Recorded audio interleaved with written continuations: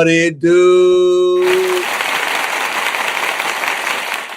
Thank you for tuning in for another edition of Live on Sunday. It is I, your greatest host in the known universe, and the voice of the streets, King Crowder, back again with another edition like we always do with Chopping It Up on Sunday. If you're new here, make sure you comment, like, share, subscribe, and most importantly, share the live. Share the live. You could be anywhere else in the known universe, y'all, but you chose to be here with me, and I am so grateful and I am so appreciative of it. Let me start off like I always do with the book of the week. Always invite my people to learn more and things I recommend. Book of the week this week, Nonviolent Communication. Professional, personable, relationship-wise. Anytime you must learn how to update, enhance, and grow your communication skills. The reason why I recommend this, y'all, it teaches you how to have uncomfortable conversations in a detailed and serious manner. It also discusses how and why you troubleshoot all your problems. Make sure you add it to the library crowd again. So, also, things I wish my parents would have taught us by your boy is also available on Amazon and all purchases, as well as my new edition book coming in and uploading soon. But let's go ahead and address the issue at hand. Non-FBAs are lying about why the delineation movement started. They are telling me we don't know why it started. They don't know why it could be. They don't understand why we are so divisive. But guess what?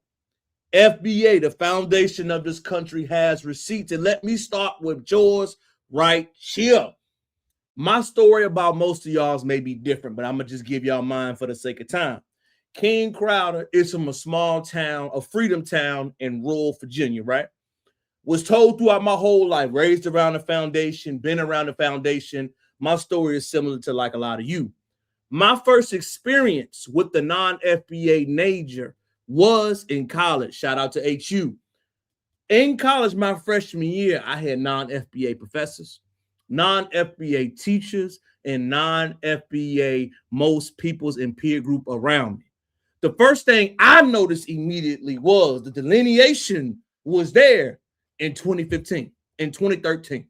It was there already. They were quick in class, in person, around me, and in multiple subjects to say, I am not black, I am this. I am not black, I am this. We are not the same, I am this. Terrell, you are black Negro, I am not. And me, y'all, I was truly puzzled by it. I didn't understand it at the time. I didn't have the understanding or the comprehension that there was a difference in ethnicities because how I was taught, black was a version of American history that we never knew. Remind y'all, in high school, I was not even graduate. I may be in my 10th, maybe the 9th grade when Obama got into office. Obama was viewed as a black man to me. We didn't realize the terms and how that was going. But I can say Obama, shout out to Tariq, was the start of the delineation movement. King Crowder, what you talking about? Follow me. Before we even knew what that energy was, what the disrespect was, how people were upset, people feeling some type of way, there was a clear line understanding on the other side of what black and what they were. We didn't know many foundations of this country because we weren't taught to have a different ideology and mindset. And I want y'all to follow the lines. Obama got in office, the Shade Room, Clubhouse, other platforms starting to get around, and you heard from the horse's mouth, if you're from the South, from individuals' mouth, how they truly felt. The one thing about people I want you to remember, y'all, don't fall for how they speak in front of you, but how they talk behind your back is always glaring. I never knew what the word yank meant. I never knew what the word Akata, a Jaria, or Abib meant. I never heard any of those slurs being used towards other people. My parents, the foundation of this country, didn't allow us to use slurs or disrespectful people about immigrants. They made it very clear, son, you respect everybody. So when people talk about where the delineation movement came from, why is it so strict? Why is it so smart? It is smart because it is a response. We got punched in the mouth during Obama. We got punched in the mouth for years. And what people did, y'all, they responded accordingly. So it's not a shocker to me. The movement is there even more, even heightened now because the disrespect has lasted for so long. You can only take being slapped in the face so many times before you have to stand up and defend yourself. And what the foundation in this country have done is decided to defend itself. Now you cannot say you don't know why. You can't go around lying, acting like it is out of nowhere. It is not out of nowhere. It is something that is a response to the disrespect that is given. And like I tell everybody, if you don't know a Crowderism, check the chat. If you don't know, love who loves you, advance who advance you, respect who respects you, and disrespect those who disrespect you. And right now, podcasts, film, Twitter, all of those commentary that we saw, y'all, rough than 10 years ago. Remember, I was in the hype growing up as a young man transitioning to that. Now the invoices are due. Now the Twitter receipts and how you feel is due. Now how you speak openly and around things are around. So when you say, I don't like black men, you're talking about black American men. When you say disrespectful terms and slurs and your invoices get pulled up, you can't act like you don't know. What's good, y'all? What's good? So when you see that commentary, when you see those things get addressed now, the only thing we can do is respond accordingly. And why is it such a big deal, King Crowder? Because if you have not known or you ain't been hip to what's going on in these streets, the 1 in 54 podcast is out right now. And the 1 in 54 podcast has gotten a lot of us feeling some type of way. And do you know why? And before I get there, y'all, let me share my good news. I'm sorry, y'all, I skipped this point. Your boy was nominated this week. I was nominated. Let me go ahead and shout out to the fam, y'all. They put me in the top 10 FBA class. If you saw my community post, man, they had your boy even in there. I couldn't believe it. I had to acknowledge that. You know, we don't do it for the accolades. We do it for the lessons and the teaching moments. So now, let's get back to what's at hand, baby. And I want you guys to really pay attention. Share the lie, share the lie, share the lie. And forgot about us, but they forget. First off, y'all, I want y'all to pay attention to the shirt. And I got to be serious for a moment.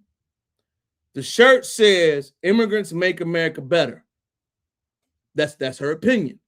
But I always like to ask this thing. Would you wear the same thing in reference to Black Americans? That's a delineation tactic right there in front of your face, y'all. Remember, when people show an underlying tone of disrespect, I don't want you to let that slide. I want you to address it. I know many of us are taught to be not as conflict because we see everybody as the same, but no, sir. We are in a new normal now. When you see things like that, ask questions. But I want you to pay attention first before we get into it and start cooking. Those people were destroyed. You know, as Michael Harriot said when we had him on for our Black History special, if Black people were selling other Black people, why did you need a fort? If this was a transaction that was mutual. Now, Joy Reid, you are supposed to be in our intellectual academic class. For you to sit right there, and this is something I want everybody to understand, something serious about FBAs in this country. We're going to keep it 100, y'all. For you to sit up there and nobody question you about the validity of, we know of the Lost Tribe, the Forever Bed Tree, all those horrific things were going on in the western coastal region of Africa, to act like nobody knew that was being sold. Why are you lying? Yes, they were involved. Yes, multiple tribes were greedy. Yes, they sold their own people. Yes, they did horrific things. But don't lie about it and say you don't know. How can you be an academic person, speak openly about the African slave trade, and lie and say most people had no idea what was happening? You know what that's called? Disingenuousness. Excuse my language. That is called lying. That is called not telling the truth. That is called not being forthcoming. Of course they were selling the people. Of course they were involved in the slave trade. How did it go on for so long? But lying and say that they didn't have any idea about it, it was a fort there. Come on now. It's disingenuous. And when you say stuff like this, trying to be an intellectual and trying to speak for Black people on political issues, you're lying. And this is what's keeping the delineation movement going strong. Let me let it cook some more. Oh, let me let it cook some more. Y'all got to get back to it. I accidentally deleted it just now. We got to let it cook some more, and I'm going to get right back to it, y'all. Hold on 1 second. Because as we see those things, y'all, I'm pulling it up. I'm pulling it up. I'm pulling it up. All right, y'all, let's let it cook some more. God about us, but they forget those people were destroyed. You know, you as Michael Harriot said when we had him on for our Black History special, if Black people were selling other Black people, why did you need a fort? If this was a transaction that was mutual and the kings of Africa were just selling off Black, well, then why did you need to build giant forts? You build giant forts because you were having wars with those kings. The wars with the other tribes, though. Remember, y'all, when y'all hear stuff that's lying, I want you to address it. You were having war with the other kings, but were you having war with the tribes that were doing it? How can you openly say something was going on for this long, but y'all ain't know about it? It's crazy. Who you were stealing their people. You wouldn't need a fort if you were selling and buying. And that's something that people like. That's the information that gets passed out a lot. You heard, well, your people sold. They love to throw that out there. Like, Take the your burden people off them. Yeah, so let me get this straight, y'all. The African slave trade took place for almost a century, and nobody in Africa knew what was going on. Nobody knew that it was bad. Nobody was profiting. Everybody had no accountability or no wrongdoing with it. We didn't know it was strictly other people swaying us. We were helpless in nature. We didn't really know what was. Come on now. Why are you lying to my, for me, y'all, if we go rip the Band-Aid and grow something, we got to keep it real. But for you to get on a platform and openly lie, and nobody asks you what angle, why are you being disingenuous, it makes people not want to have a relationship with you. FBA culture is strictly about honesty. Honesty will change your life among us, man. But you cannot be disrespectful. Correct. Yeah, because the history gets distorted that way, and it minimizes. And I've always been a person, and I know they trash me on online, but I wouldn't know, like, what is the connection point? Because you said it. Once that happened, it cut the connection. I literally physically saw it when you said that, almost like a cord being like. Is there ever going to be a connection point between African immigrants and Black Americans? It won't be a connection point until you A, acknowledge what you did. You B, tell the truth about the hand you held in it. And you C, have the smoke with the other class of ethnicities like you do with us. It is up to you to have an internal ethnogenesis of the mind. You have to uncolonize, unlearn, and have a harsh conversation within your community. Stop having a conversation with the people that have done the work. Have the conversation with the people on your side who need to do the work. It's happening now. It's happening now. Yeah. If you go to Ghana right now, you will see African Americans on. I want y'all to always pay attention to FBA. You have to go and break bread with them. You have to go and spend money with them. You have to go to where they are and make sure you initiate. Not I'm going to come and see you. Not I'm going to come break bread and compromise and figure out what I got to do with you. Not that I will extend the olive branch the other way. It is. I noticed something. I noticed this. People do not love you if I only have to support you first.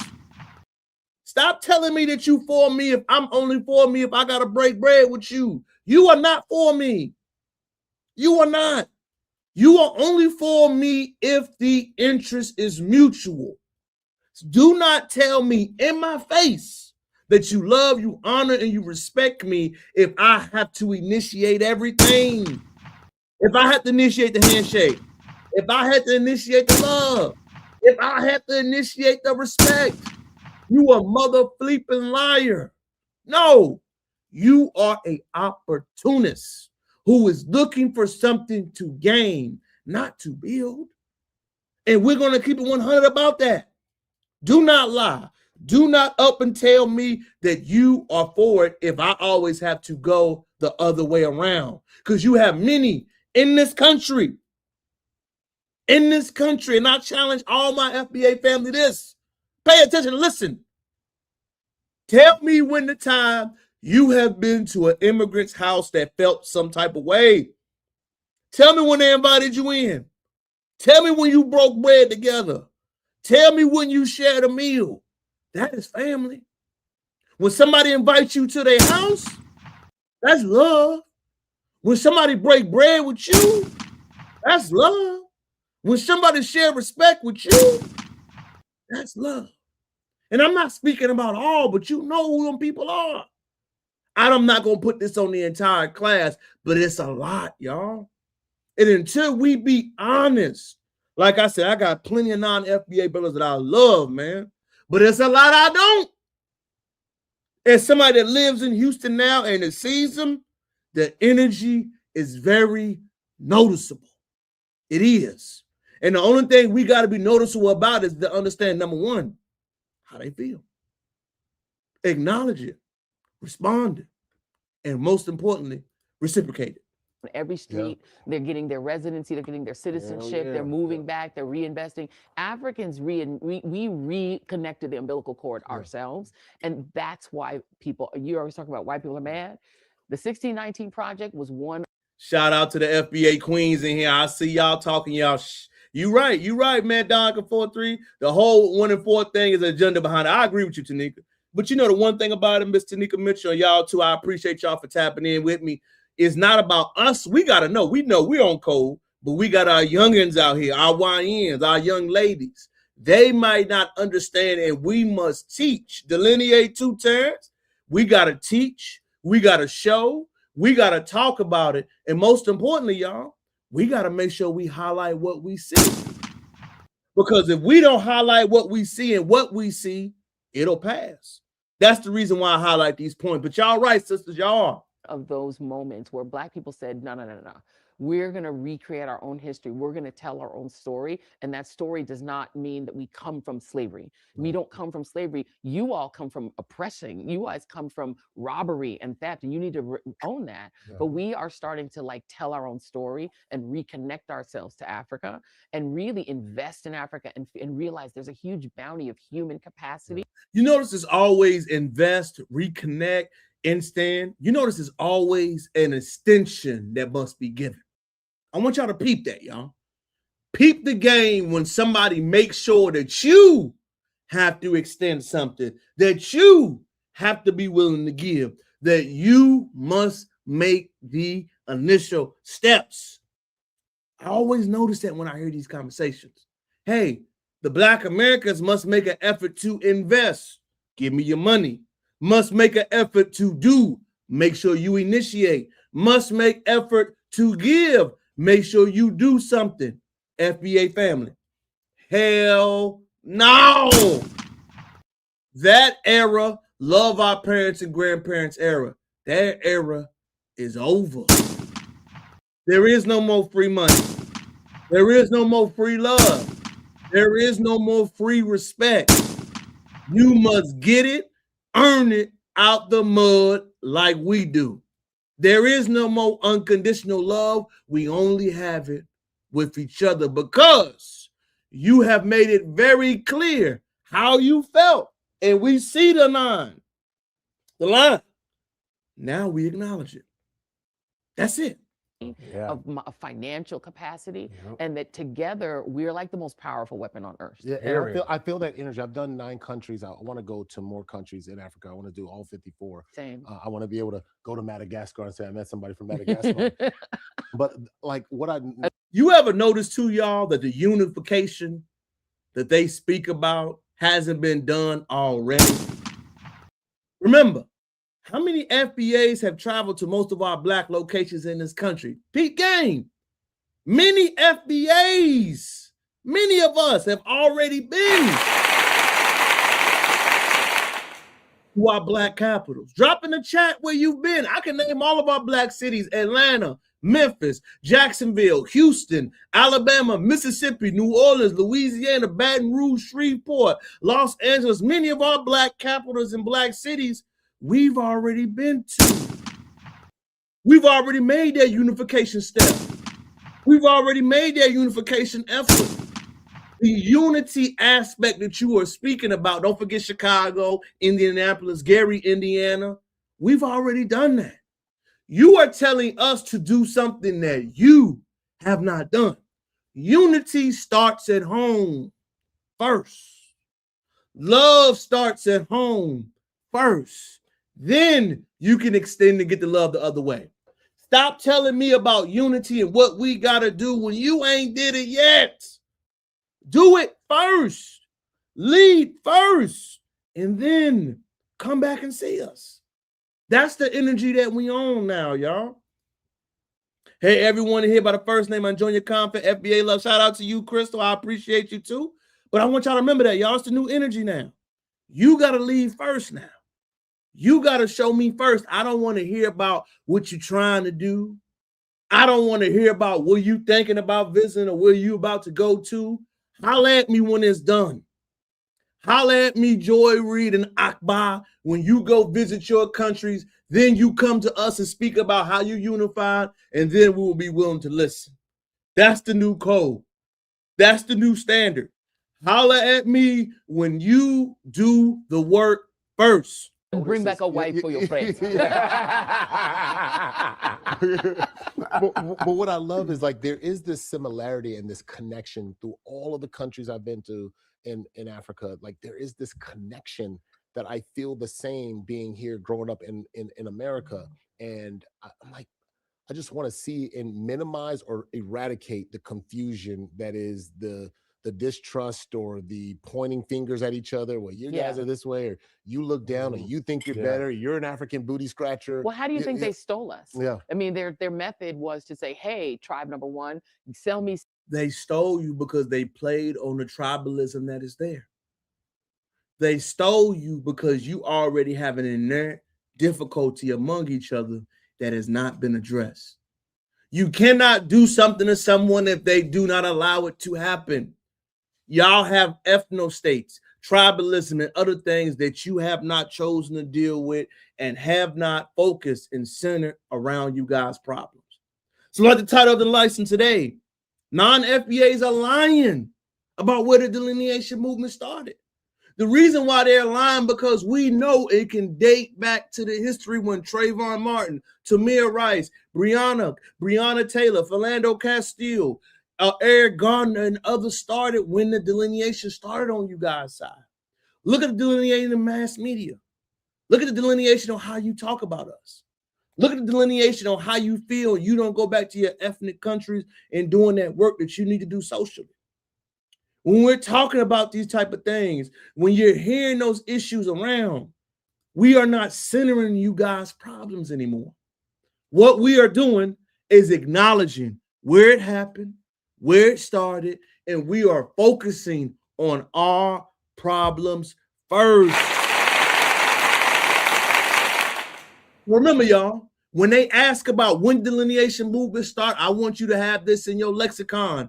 It started under the Barack Obama presidential campaign, when the upgrade of social media websites uptick, when they had the memes, the coins, and the disrespectful networks, when you saw fighting being emphasized, when you saw specifically FBA women being disrespected on a night-to-night basis, when they only show the bad sides of us. They don't show equal opportunity. They don't tolerate positive Black moments, Black history moments. It is an open propaganda campaign by non-FBA women and people to do it. What we are doing now is simply addressing it. And it's not meant to be disrespectful only if you intended to be. What it is meant is to focus and recenter our wagons and focus on our problems and things we need to focus on moving forward like this. 500,000 Black men since November of this year, y'all, have lost their jobs.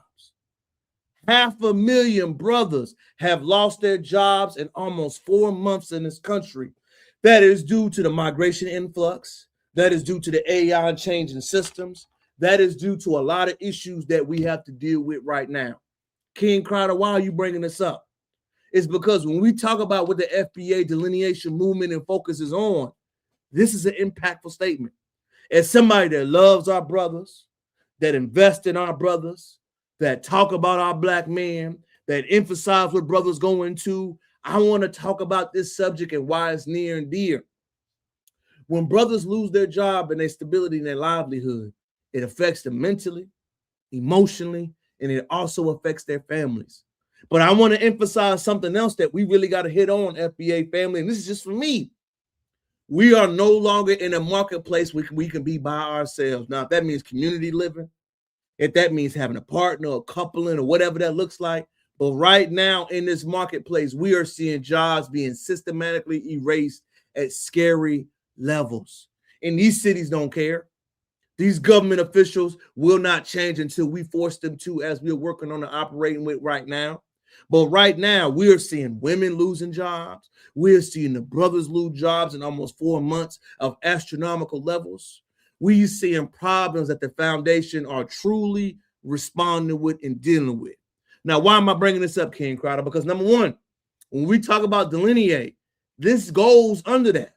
Delineation is the love era.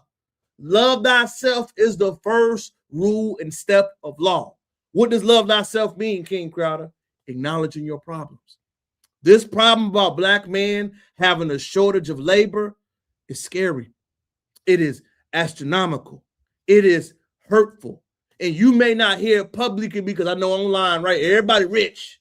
Everybody doing well. Everybody traveling. Everybody in Houston for spring break. Shout out to Houston, Texas. Shout out to the youngest enjoying and living their lives. I'm not going to shame my black American children. Our black American babies can enjoy and live their spring break and enjoy it, y'all. Y'all notice that everybody's trying to demonize it, try to shame it, try to champion where they can go and where they can go and live life and be respected. Shout out to Houston, Texas for opening their house for black college students, teenagers, and young Americans to laugh and smile, y'all. If y'all want to go out and do what y'all want to do, I'm all for it. Just don't hurt nobody. If you hear people demonizing our babies, I want you to understand that is a microaggression. When you hear that, when you see that, do not allow that to happen. Allow young black American children to live. Allow young black American children to make mistakes. Allow young black American children to fight and figure things out. Do not allow people to disrespect them, y'all. We allow that too many times by saying, why are they dressing like that? Why are they acting like that? Why are they talking like that? They're young. I'm not saying they can't strive for being better. I can't say they're not going to strive to try to figure it out, but I do not like when we put terms on them like it's an everlasting thing. I'm from the streets, the trenches, the projects, couldn't do right, couldn't get things right, but as I grew as a man, I changed. Allow young men and young ladies to grow and change. I'm not saying don't speak life into them. I'm not saying not wish they could do better, but I'm saying stop allowing people to demonize our black children. I hate that, man. Ran over. Let me get back to it, y'all. But I mean, that really bothers me that we do that a lot. When black men have lost their jobs, what do we see, y'all? It started in palm color. A couple of people that bought in the early 1960s, they came in better than us. They worship palm color. Shout out to Crystal for that. Salute to you too, Grace. I appreciate you, love. And 100, you know I'm always speak the facts. Y'all know I will. But let's keep chopping it up, y'all. Brothers are losing their job at astronomical levels, almost 500,000 men. What does that mean, y'all? That means family. That means children. That means support. That means men's confidence as a whole is taking a hit right now. For the foundation of this country, y'all, I want y'all to understand something. This is not the era to have the lane that we once had. I'm not telling you to change everything, but I'm saying we have to adjust and pivot. That means instead of eating out 2 times a week, maybe you need to eat 1. Instead of going to that nice restaurant, maybe you need to go to the Olive Garden. Ain't nothing wrong with that, right? I do it. We do it. I may eat out once or twice a week. But hey, my lady Big Prego, 8 months. Shout out to Queen Crowder. Shout out to her. But right now, as we look at these numbers, y'all, we see the state of where our economy is as the foundation. I want us to understand what the game plan is looking like. Number one, we are in a skilled trades transition. No one is talking about that, but we got to understand that the career path, the orientation, what's going to be meaningful in the future marketplace has changed. The skills, the requirements, what they're going to want to go into, what is going to be a requirement for a family is going to change. Also, we need to talk about the ability to couple up and make selection. I know that's a topic people don't like to talk about, but right now in this country, if you have a young, I'm gonna have a new baby coming, and my son, soldier, my son 10, 11, soldier 11, 10, one of them. He is being taught right now, son, until you can get married, do not produce. Until you can have that woman where you can figure it out. I'm not saying you can't date. I'm not saying you can't live life. I'm not saying you can't have fun and text. I'm not saying that. But I'm saying right now, son, going forward, your mate selection, your wifely process must move differently. Your father didn't do it right. Your father did not do it right. I was living life. But moving forward with you, I want you to have a better hold onto something, which you are. Daddy working with you to figure it out. But along with my daughter that's on the way, I'm going to say the same thing. Hey, look, baby girl, one of the most important things I want you to figure out is not no damn job. It is to figure out the man that y'all going to have, that y'all going to figure it out.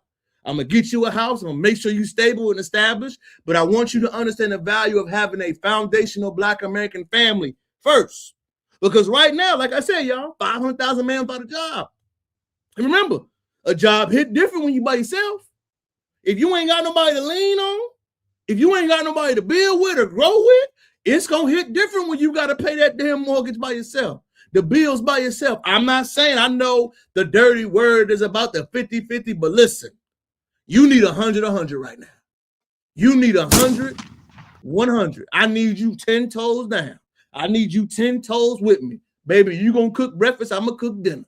Right now in the state of this country, I don't want to hear what nobody else talking about. Y'all, King Crowder going to keep it 1,000 with you because I love you. All that energy that our grandmother, our mothers got to live with right now, that is not the same. It's not. So the way we got to move and time moving forward is the number one important thing I want you to focus on. If you need me to help you, let me know. I got a lot of brothers inside the Houston, Texas area. Single, ready to mingle, good careers, wanting to build, and looking for a family. Absolutely, you on point. These old niggas were criticizing you, so they vote for absolutely nothing and they vote for the kids. Also, man, I noticed that a lot of times that we will demonize our kids, that our babies will get criticized. But listen, y'all, allow them to grow. I was a street ninja, y'all. My family is. Brothers, cousins, sister, daddy, I am that. But like Malcolm X said in his book, The Autobiography of Malcolm X, transformation and renewing your mind is the single greatest thing that we can give to our children. Delineation started in 2006, and it's here to say, hey, it's been started for a minute, love. Yes, and yes, and thank y'all for tapping in with me. But as we continue to go, remember, the state of the economy is the way it is, y'all. Shout out to man Keith Boynton. Shout out to the brother, but the job report is showing a drastic numbers that we got to be aware of. And why do we got to be aware of a family? It's because the scam tactics, the scam behavior, and let me go down something like this, y'all. I want y'all to pin this conversation. Scamming is theft. Scamming are people that steal from people who are producing. I don't want you to use that word scam no more. Can we leave that word in 2025? The word we need to move using forward is theft. You a damn thief. You a crook. You stole from me. Do not use that word scamming because it appears like it's something else. No, sir. You are a scammer means you take from people who have worked hard for their money. You have stole, taken, not produced, and took something for your benefit. We got to go ahead and call things what we are, but I'm tired of these little words like scam. I'm trying to come out. No, sir. You are trying to steal from me. You are trying to take from somebody who is deliberately trying to invest or build something, and you are taking it for your benefit. That is what the word scamming, theft means. We're making it light by putting the twain scamming on it like it ain't as bad, but it's a damn thief. That's what it is. So when somebody use that word, y'all call it what it is, ladies and gentlemen. Let's stop being nice with it. Moving on. If you have not checked the news this week, y'all remember I always try to give y'all something breaking. A college group chat has set the world on fire. Florida International has a racist group chat in Miami-Dade County, Florida area. And the Dade County, Florida area group chat was saying University of South Florida interest when they had racial slurs and anti and misogynist language. FIU does not condone hate speech, anti-Semitism, and racism. FIU students were in the same chat talking about, I think they should be expelled. I think that these Negroes, you know the word they were using, had no issues or possibility at my school. They felt that they had racist remarks and racist slurs. They failed when they said bigotry and other anti-Semitic views. I want y'all to think about this for a second. FIU, shout out to Florida, is a predominantly Florida school. If you do not know Florida's history, y'all, with the Seminoles and the Negro Wars, it's phenomenal. Florida is the true place where the first freedmen of American descendants came from chattel slavery, immigrated to the South. Florida has a different energy to it as far as black folks. That's why they really can't stand the Seminoles down there, because that energy that they have is different. But I want to ask y'all a question. Absolutely, y'all check it out. Oh, this live, man. Appreciate you, fam. Appreciate you, fam. But look, let's go on and chop it up more, y'all.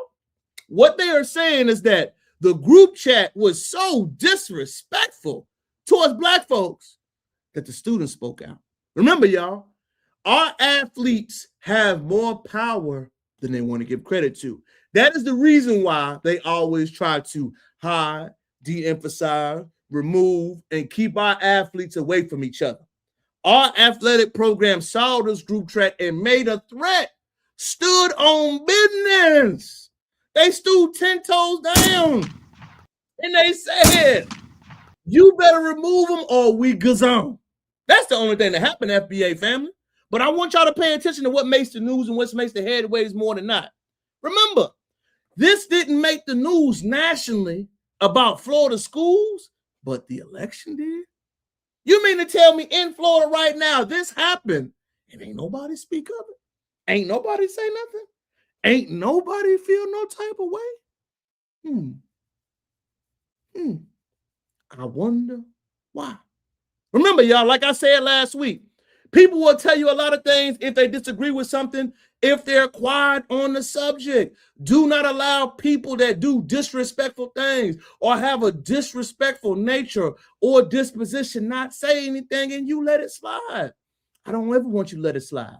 And I also want you to know something. You know how King Crowder come with these invoices? Remember when I said last week, all the UK Brits love running their mouth? And the UK Brits love speaking on black issues. But when the BAFTA incident happened, I ain't hear a damn peep. I ain't hear a word. I ain't hear a conversation. I ain't hear no energy. I ain't hear nobody say nothing. Oh, FBA fam. Idris Elba was knighted in the UK? Idris Elba was given an award and a nomination? Did he speak on what happened in the UK? Did he say how he felt it was wrong to hear the black people get vocalized and disrespected? Did any of them say nothing? FBA family, this is why. This is why you don't hear them say anything. A lot of them agree. I'm not saying I know Idris Elba personally, but I know you blew up by playing Stringer Bloyle, an FBA black man in the great city of Baltimore. Shout out to Baltimore, Maryland. Baltimore, shout out to y'all. But this brother right here is receiving an award, y'all, being knighted. But he ain't ever speak out. When that BAFTA incident happened, did any of those brothers from the UK speak out? Did Daniel? Did Gibson? Did anybody? No, sir. I don't like to let things go like that. Why, y'all? Because I want you to understand something most of my family don't get. No message is a message. Silence is a message. Not agreeing is a message. Not responding is a message. And if you have a feeling like you don't need to respond, that you don't need to say nothing, that you feel like it is underneath you to say something and defend the certain people that helped you, that's how you truly feel, fam. And the only thing we got to do, y'all, is I don't want us to be passive about it no more. I want us to see it. I want the feeling to be mutual. And I want it to be acknowledged. But Idris, we see you, fam. We see you. And we watch you. Next up, Share the live, y'all. A lot of these so-called political groups, you ever wonder in your lifetime, ladies and gentlemen, I don't know if you like me, how the hell you get on to get hired for the National Black Caucus? How do you get jobs in these organizations? What are they campaign focus and promises on? What are they supporting? What are they doing? How do you get a job there? How do you get recruited? How come they ain't on HBCU campuses? Me as an HBCU student, I never saw the Black Caucus on our campus. I never saw them speaking. I never saw them having an issue. I never saw them speaking on anything. All I ever see is the Black Caucus. What it do, Mike, is them highlighting their programs and speaking. I want y'all to think about this, y'all. This is the Black Caucus out of California. I want y'all to pay attention to what they do support.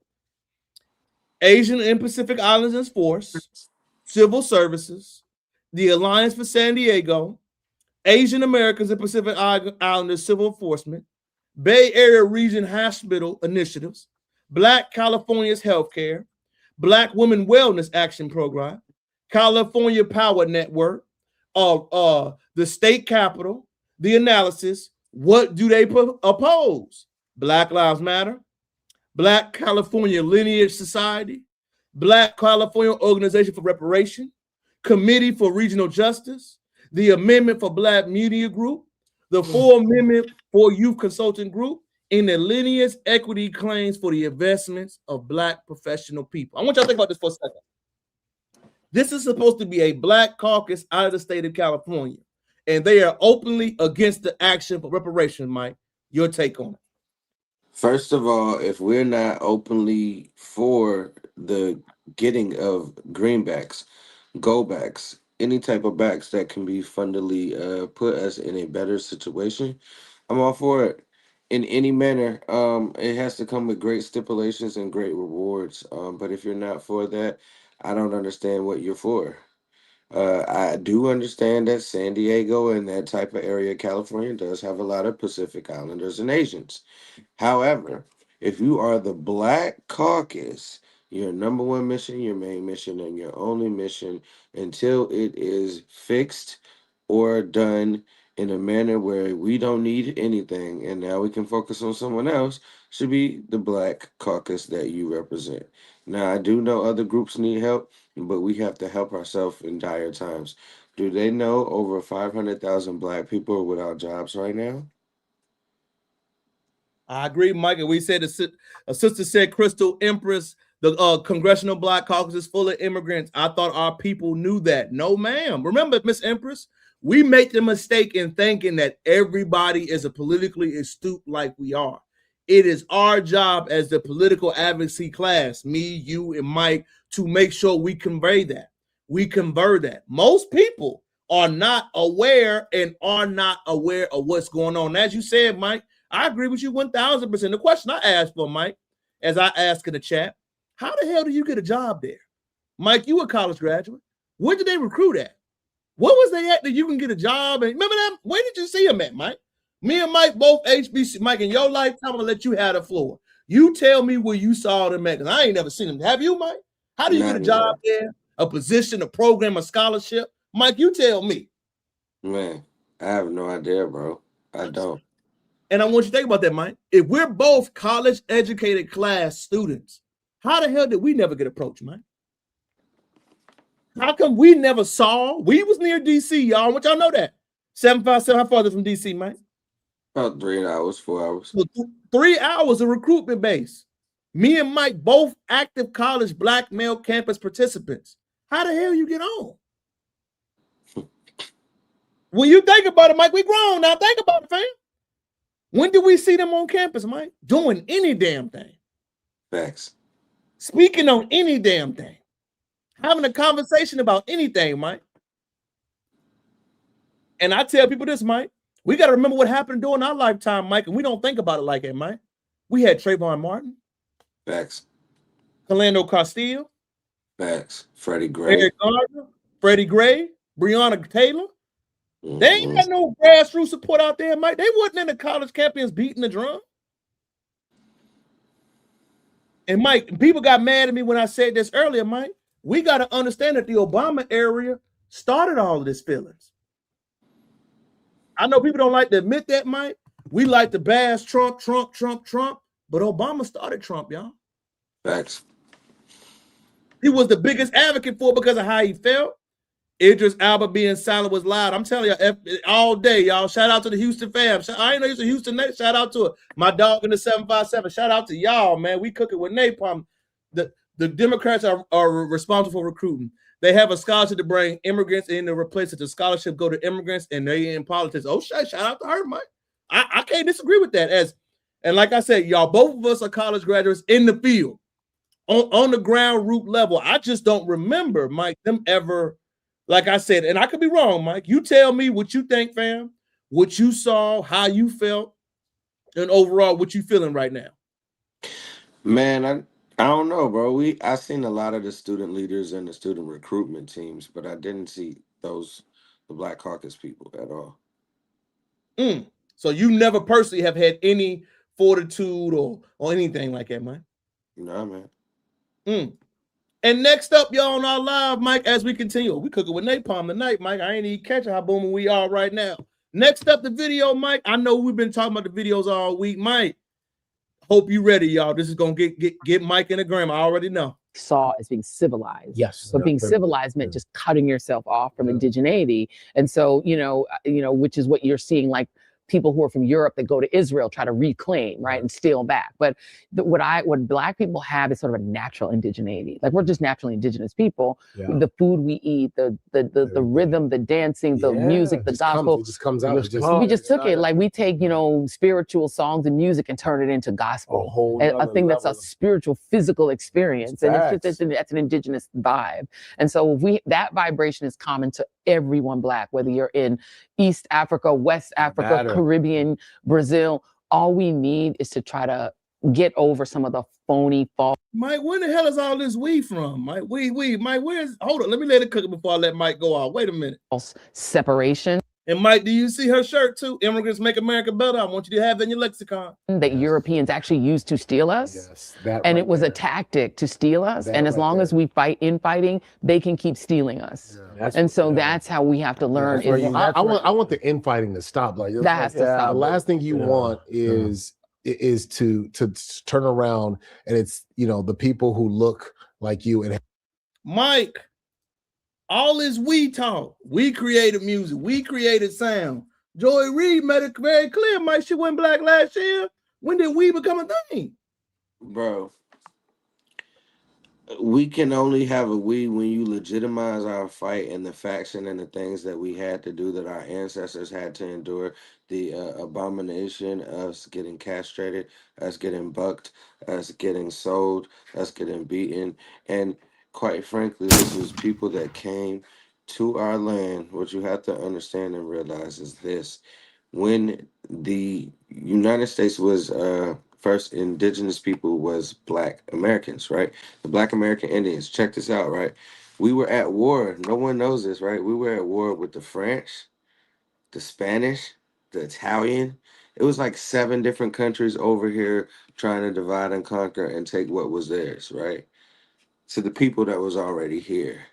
So why do you think, like, in different areas, like Louisiana is French, that was a territory they were conquering over there, right? Different places, Spanish, New Mexico, all that, right? But it's just different, bro, because it's crazy because they say we, but they don't legitimize that plight.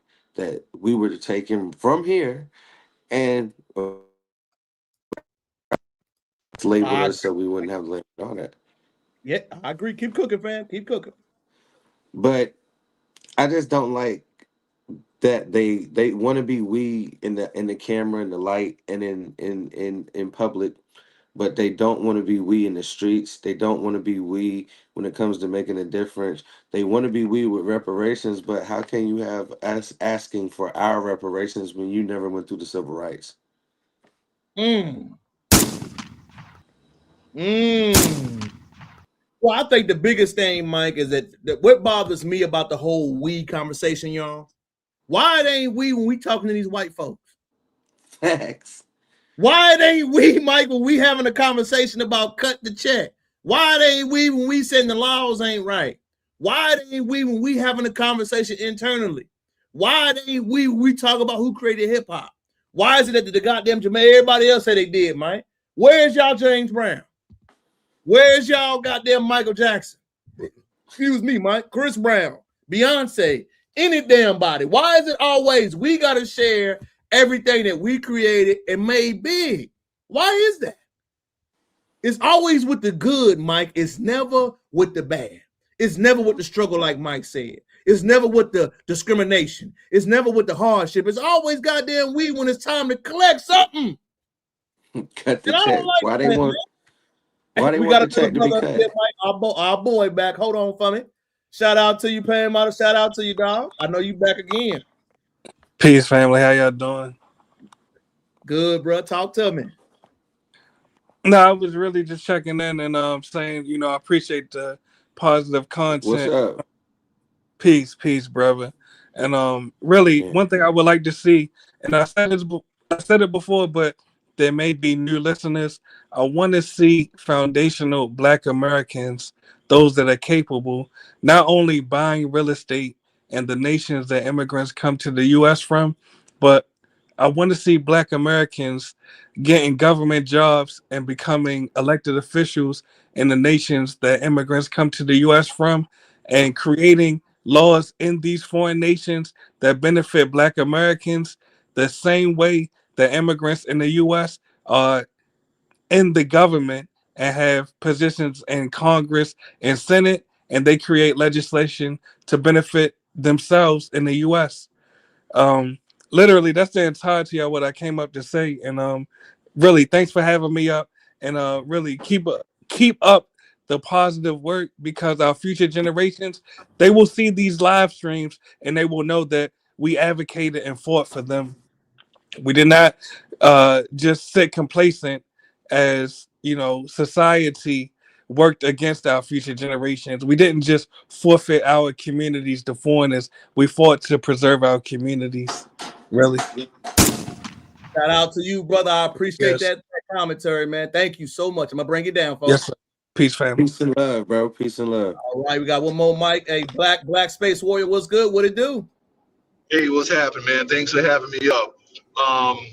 Man, I'm of the opinion that they owe us reparations too, because they participated in the slave trade heavily, and it wasn't just West Coast of Africa. I mean, United States only got about 3 or 4% of the slave trade, but they still participated. The rest of us were already here. That's why, your average Black American, they're going to tell you about some, Native family member, I have that on both sides. And like on my dad's side, I got Seminole. My mother's side, I got Blackfoot.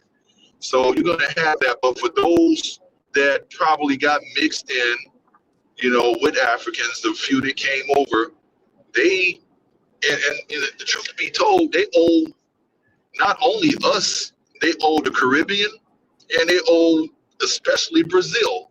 Nobody, Joy Reid sitting up here fronting, but if you break it down, they owe. I mean, we should have money coming from the United States, also from England. But those guys in Africa, I don't know about how much, since we didn't get that much of the slave trade, but man, they need to be paying everybody else that they enslaved. Because when you think about these islands, they were saying there wasn't any well, I think he had an Arawak on some of them, but a lot of these places didn't have any black people. They say, I don't know how much I believe that because black people were everywhere, you know. But yeah, I just wanted to say that, man. They, you know, she up here trying to change history on us, and I'm looking at like y'all owe too. Matter of fact, I think they owe more. I'm gonna reverse that and say I think they owe more for trying to bogart our reparations. You know, you had the African Union sitting up here talking about some six region of Africa, and nope, yeah, they didn't ask us about that, and we're not African any damn way. So they're going, you know, we need to hit them for trying to bogart our reparations. And it's just crazy. They got built over 1 billion people trying to live off a few million people. I mean, how weak is that? You know, it's like you got everything you need up under your feet, but you won't reach down there to see what it's all about. The whole world has Google. Before that, you had libraries. You can line up a piece of rock you find with a picture on Google, and it'll tell you what the properties are, so they can get the actual value for what, you know, for what they want to sell it for. Everybody's over here trying to reach into our pocket, and you know, I'm pretty damn sick of that, man. You know, it's disgusting. It's like, how you gonna traffic people, then circle the block and try to re-up, you know, just because they got played during the slave trade because they were idiots. Shouldn't have been doing that mess in the first place. They were straight up idiots, you know. Shout out straight to my idiots. dog, Hot Fire, baby. Yeah, man. Hey, but thanks for having me up. I'm gonna drop down, let somebody else hit this mic. Y'all have a good one, bro. Good to see you, bro. All right, love, bro. Hey. All right, Mike. But as we were saying, man, the brother hit down, man. Anybody can tap in, family. We always cook it up, man. The brother did a phenomenal job. Thank the brother for doing that. He dropped down in it, man. So we gonna keep cooking, y'all. Thank the brother. We're gonna keep going as we gonna keep going, y'all. Next up on it, man. As we continue to shed alive, the link is already right there. Y'all can always tap in anytime, man. Y'all know what I'm saying. Me and Mike are always open to intellectual discourse. Mike, I'm gonna drop some knowledge on my people, y'all. This right here is a teaching moment. Pay attention, y'all. Shout out to Jason Black. People don't know, Mike, that the Oscars is actually named by a Black American man. Oscar, made right here, brother, was the originator, Mike, of Black American films, who the Oscar is named after, Mike. Most people don't know this. He was an innovator, Mike, a filmmaker, back when Black people couldn't do nothing. So we got to give our flowers to this brother as he's doing this outstanding work. Mike, why do I bring that up? We know the Oscars are on right now, y'all. And we know they have been hating so damn much on Sinners. Sinners done broke all type of records. Sinners is an original film. Sinners is made strictly off a Black story, off a Black plight. And I want y'all to remember something, y'all. It is in the genre of horror. Remember, that's the thing, y'all. We have always been killed off early in horror movies. We've never had a horror movie discography. Many Black Americans have been shunned even for wanting to be inside horror films. So for what's the director, Mike's name? Name skips me right now. What's the brother's name? Michael B. Jordan and Ryan Coogler.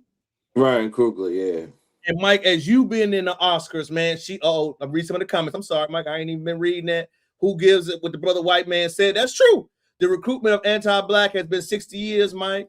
She know what she just said. She is not one of them. My big forehead. Somebody said, Mike, I love you, dog. Sinners was such a good movie. It was an awesome movie. Shout out to the guy. Shout out to my Mike. As you hearing that, Mike, and we discussing it, how do you think Sinners will perform tonight? What is your hot take on it? And what do you feel, family? Bro, first of all, if they not winning, we tearing shit up, bro. Have to, bro. It has broke so many records. Has to win something. And if it's not winning, we ain't winning. Well, I think, Mike, the one thing that Sinners did, y'all, was provide that we need newer stories. Yes. That's what Sinners did to me, Mike. They keep saying that nobody wants to see movies. I'm telling you, Mike, I don't mind the superhero movies, Mike, but I don't want to see them shits every time, Mike. You feel me? We need more. It's like the whole creative thing with music, Mike. We need a new sound. Yes. We need a new energy. Mike is the creative guy. I just think we're over the same crap. Like And I think what Sinners did, it kicked the door open for new sound, new context to be given, because we're tired of seeing the same thing. And we got to also remember something, y'all. Ryan Coogler is a brother. He speak like one, Mike. He look like one. He act like one. He talk like one. And he carries himself like one. So I do wonder, Mike, as a hot take, will he be around? Will he win all of his awards he deserved, Mike? I do wonder. I will say that's at the back of my lexicon, Mike. Hey, I will say this, bro. The Oscars is historically known to snub black actors. I will Mike, say all of the awards. They make a game. You will name it after us. You will honor us and praise us for what we do.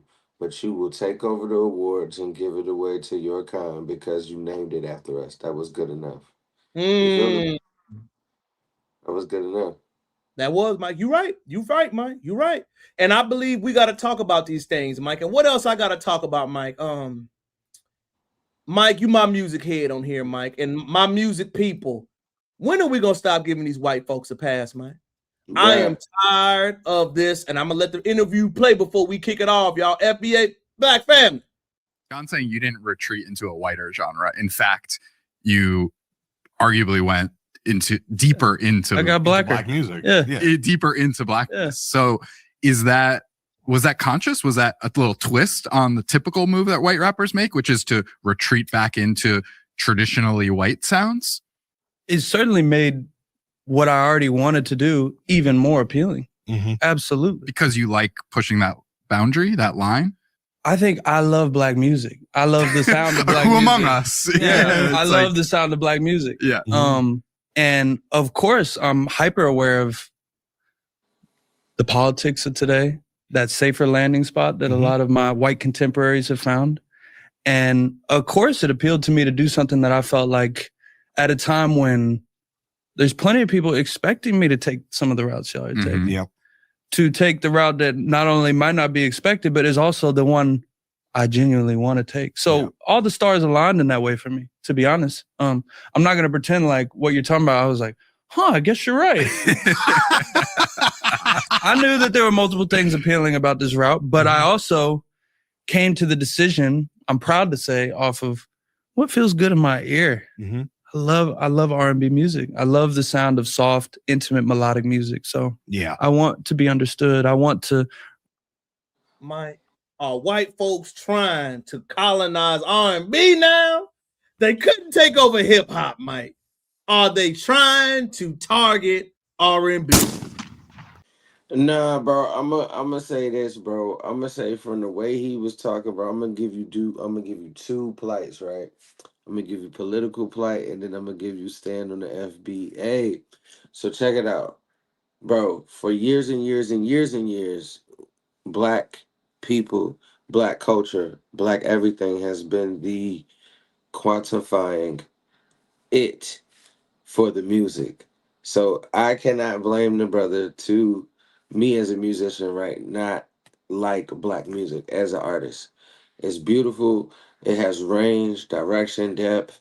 It's thick. It's deep like an onion. You get what I'm saying? Like, black music is such a beautiful art form. So I cannot get mad at him for being in love with it, right?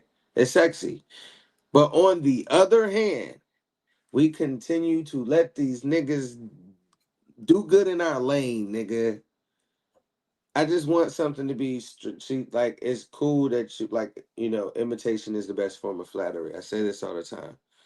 But I just want something that wants to be uniquely ours. So one thing that we can just be like, this is our shit. Please do not colonize it. Do not gentrify it. Do not fuck with it. It's like gumbo. It is what it is, baby. You feel me? So it's like, come on, man. Like, I just want to see us have one thing and win. And then don't put the little salt and pepper on it. Don't. Well, the reason why I have such an energy for it, y'all, share the live, comment, like, and subscribe, is, Mike, where does it end? Because as we've seen with white folk, because we talk about them, They don't know where to draw the line at, or whether respect should end, or where we should let it be. As we discuss with reparations, politics, and other things, if we let them in the door, Mike, it's only gonna get worse, y'all. And if you don't believe me, look at the screen, y'all. We have a white rapper, Mike, using the word white ninja. I can't play it, y'all, for the copyright strike, but there's a white rapper right now who made a song, Mike, that is on the news wave saying, I am a white ninja. Why can't I say it? Because I'm not saying it with the ER. I blame New York City. I blame 6ix9ine. And I blame everybody for talking about that we got to pass out here. When we talk about the culture and what it stands for and what it means with, if we don't have a hard line stance to say, Mike, what is acceptable, shit like this will pop up, Mike. I'm not saying that you can't make a song. I'm not saying that you can't get a feature. But come on, Mike, come on now. We got a brother saying, I'm a white ninja. Brother. A white MAGA rap. Mike, look at the visuals. Let me see if I can play it without playing the song. I'm going to try to make it bigger. Need no belt, 20,000 that I'm. Mike, look at him, y'all. Y'all looking? Fam. He got a song called White Ninja out right now. I'm not telling you to stream it. I'm saying this is what happens when you try to make stuff inclusive, y'all. This is what happens when you try to make it seem like we all the same. We all lives matter, all that bullshit. No, niggas. Now you trip that I on it. You seeing a white rapper making a song like that, family? Where do you stand as the relative music head on the pod, the mic that always talking good? Where do you align? Bro, we cannot stand for that. Like, see, this derives straight from people not checking shit, right? There's not a lot of real niggas in the world. That's what I find out every time. Because if it was a real nigga around, that would never happen. It would have been checked, handled, and dealt with. In those 3 ways, right? But people are soft, bro. That's what we're coming to find out. That people not standing up for what they truly believe in, because it's no way somebody let this happen, bro. Like, that couldn't happen around me. I don't care who you are. Big facts, Mike. Big facts. In next video, we're going to show you, y'all, it is a bit expressive. If you have children around, I just want to let you know it's going to be some language, and it's also going to be a graphic, not graphic as far as violence, but it's a video that I want us to all watch together. Mike, people got to learn something. We're going to watch it, then we're going to give our commentary. Fair use. Stop! No, stop, please, I'm scared, stop! Wait, stop, please! Wait, please, stop, sir! All right, here's your copy of the citation. As far as the bills, you don't want to take it? No. Oh, yes, you're going to take it because it's your citation. I don't want it. That's your citation. That's littering. Step out of the car. No, just don't do that. Step off my car. I'm not stepping out. Look. Mom, chill out. First step, y'all. My ladies and gentlemen, always fight to get home. If a cop has an order and an anger about him, do not fight in the streets. You fight in the courtroom. You got your babies with you. You got your family with you. I do not want you getting a charge. I do not want you fighting. I know you standing on toes, and I'm not saying you can't express yourself, but it's a dangerous time to be out here going against these people, y'all. I'm not just calling. Yes, call, I'm not touching. Mom, please shut up. Mom, please shut up. Mom, don't touch me. I'm not stepping out of shit. Call your motherfucking supervisor. You're not the supervisor. Yes, call your supervisor. A supervisor. I'm not stepping out of nothing. Get your Please chill out. Get your hand off me. Get your hand off me. I will step out when the supervisor. I'm not stepping out of nothing. Get your hand off me. Get your hand off me. I'm not letting go. You littered. You dropped the ticket, not me. No, you dropped the ticket, not me. You dropped the ticket, not me. Get your hands off me. You're touching me. Give me the ticket. You're touching me forcibly. You're holding me too tight, and you're being out of line. Y'all see this, right? Sir, I'm sorry. Can she just get the ticket? No, you stop. Why are you holding my arm like this? Because I gave you the ticket. Why? No, you did not. You dropped the ticket, not me. I told you I did not want it. You dropped it. You dropped it. You're doing too much. I'm not afraid of you. Get your hand off of me. You're holding me forcibly for no reason. Because you need to step out of the car. Get your fucking hands off me. Step out of the car. No, what am I stepping out of the car? Is there anything I can do to get you? to comply. Look, Mom, he just said take the ticket and we comply. can leave. You said take the ticket and we can No, leave. I did not. You did that. He said you take threw the the ticket ticket and at we I me. gave it to you so You you threw could the leave, ticket at and then me. you grabbed it Okay, and threw it out. give me the It's on ticket. your phone video. Give me the ticket. No, Give me the we're ticket. past that. Okay. You're under arrest. Step For out of the what? car, littering. Okay. Step out of the car. No, I'm not. You're under arrest. No, when Yes, ma'am. when your colonel gets No, here, we are then I will beyond that. step out. Step I'm not out. getting out of the car. I'm with my child, and I'm not I doing that. understand you're with Call your your father child. right now. Step out of the car. I'm not.